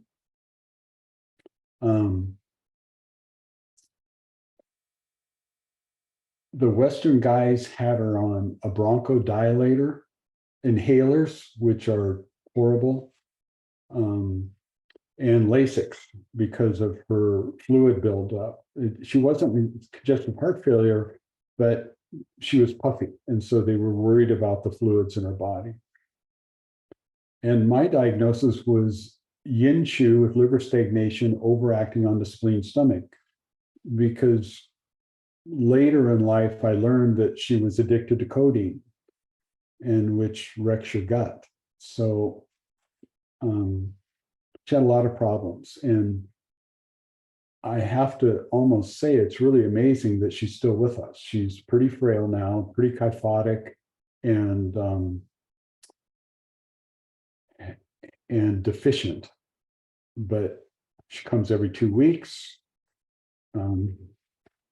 She she thinks the herbs are keeping her alive, and I kind of agree. But it was her husband who told me about the codeine.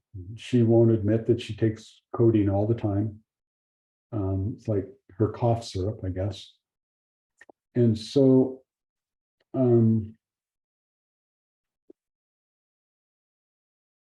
what my treatment plan for her was to tonify the yin and move the qi in the blood. And what really convinced her to come to me after I graduated was even the herbal instructor in our advanced class said, I don't think you should put her on a yin tonic. Look how puffy and stagnant she is.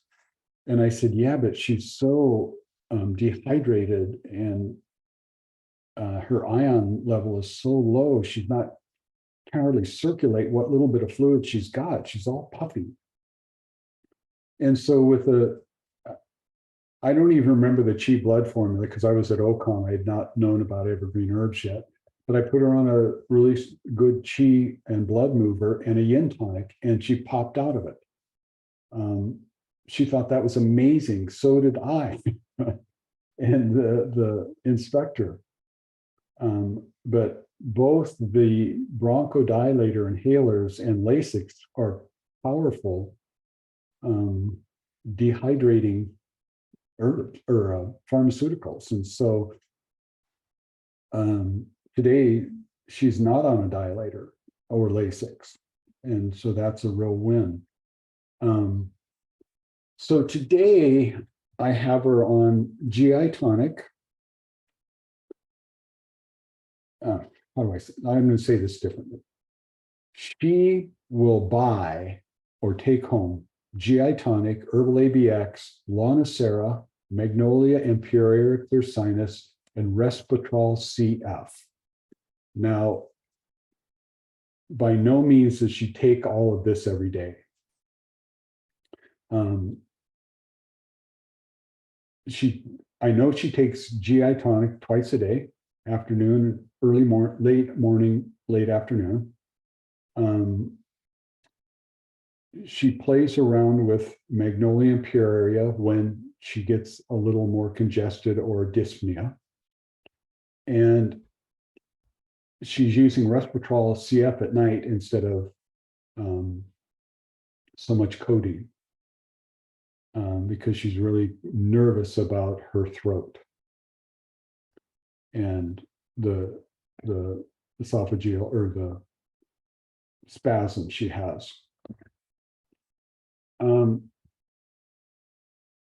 She's kind of a matriarch. It's challenging working with a patient that thinks I can see it in her eyes. She thinks she's telling me everything and she's not.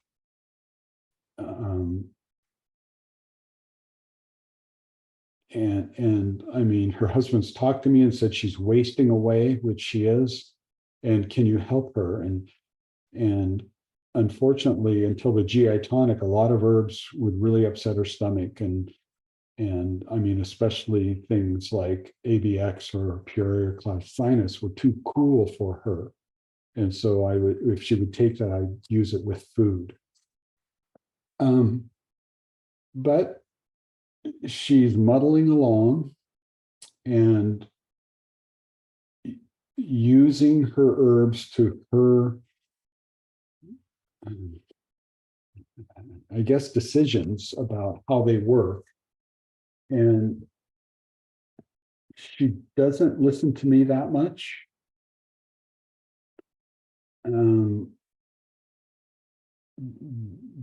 Because she's the matriarch. She kind of has this know-it-all attitude, and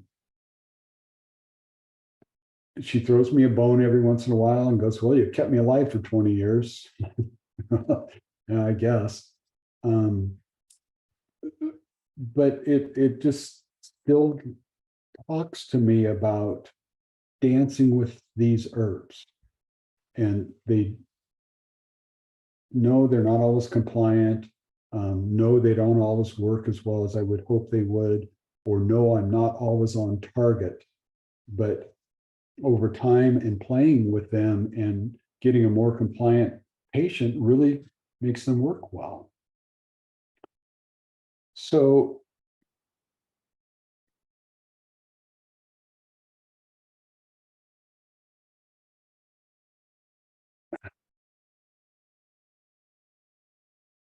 the best word I have for all of this, like in this patient with so many formulas, it's a dance. It's not always just one way that every day she takes the same regiment. It undulates, it changes.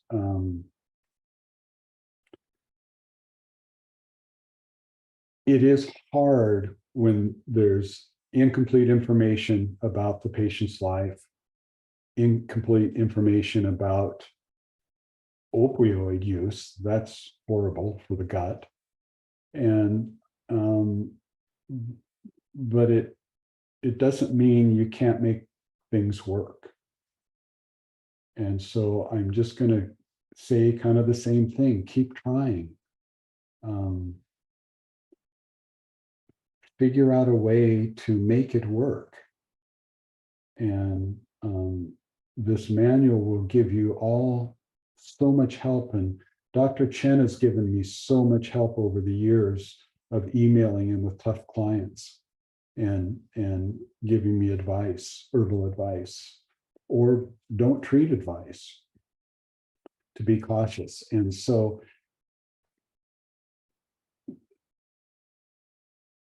there's just nothing I can say that says how much I appreciate Evergreen Herbs, Dr. Chen and Tina Chen, and what they're putting together for all of us, the Gold Pass, the information that's at your fingertips if you take it.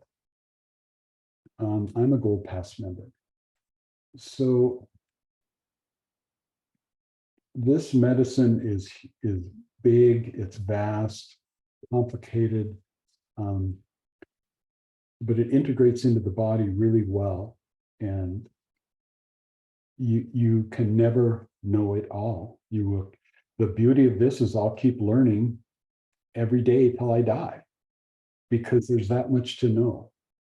And so use it well, use it, bring it into your practice, and use it as much as the patients allow you to use it, and play and enjoy outcomes.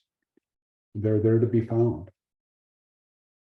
Because I don't know, most of my patients don't know what's wrong. They don't get good information from their PCP, and they're struggling because they want to know.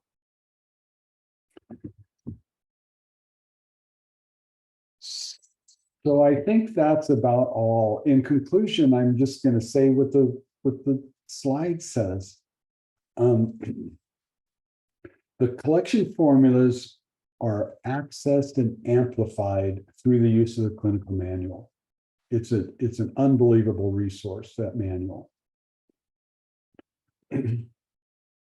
It shows the safety, the breadth, the multiple ways that we can use patent formulas, and even granular formulas if they'll palette it and take it for you. It gives me access to all this knowledge, this millennium of knowledge through all these different practitioners and scholars. So it's just an unbelievable resource. I just can only end in saying thank you, Dr. Chen. Thank you, Gina. This has been a great journey for me anyway. And from what I hear from a lot of my patients, for them also. And I think you would be better off in your practice out there if you would endorse with them. So if there are no more questions, I'm going to say adieu. And jump into the Gold Pass system. I think you'll benefit from it highly.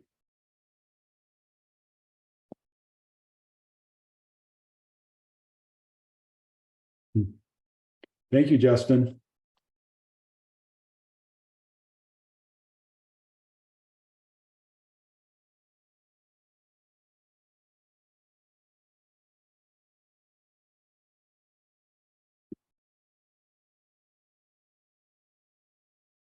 And I want to say to all you practitioners out there and students, thank you for listening to me babble. It's pretty interesting to have 20 years of experience in this discipline and know that you don't know that much. And it's so big. But there's the citations for the manual and for the turkey tail information through Paul Stamets. And I would say have fun in your practice. It's an amazing adventure. And I want to wish you all the best. Take good care. Thank you all for joining us today, Richard. We are incredibly grateful for your generous knowledge sharing and the valuable insight you provided during this class. Your expertise has truly enriched our learning experience. And just a quick reminder, the CEU quiz will be available tomorrow, and I will personally email you guys once it's ready. Once again, thanks for being a part of today's webinar.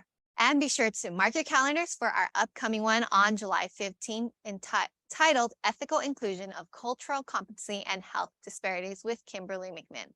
This course aims to provide participants with a comprehensive understanding of the importance of cultural competency in addressing health disparities ethically within healthcare. We hope to see you there. Bye for now.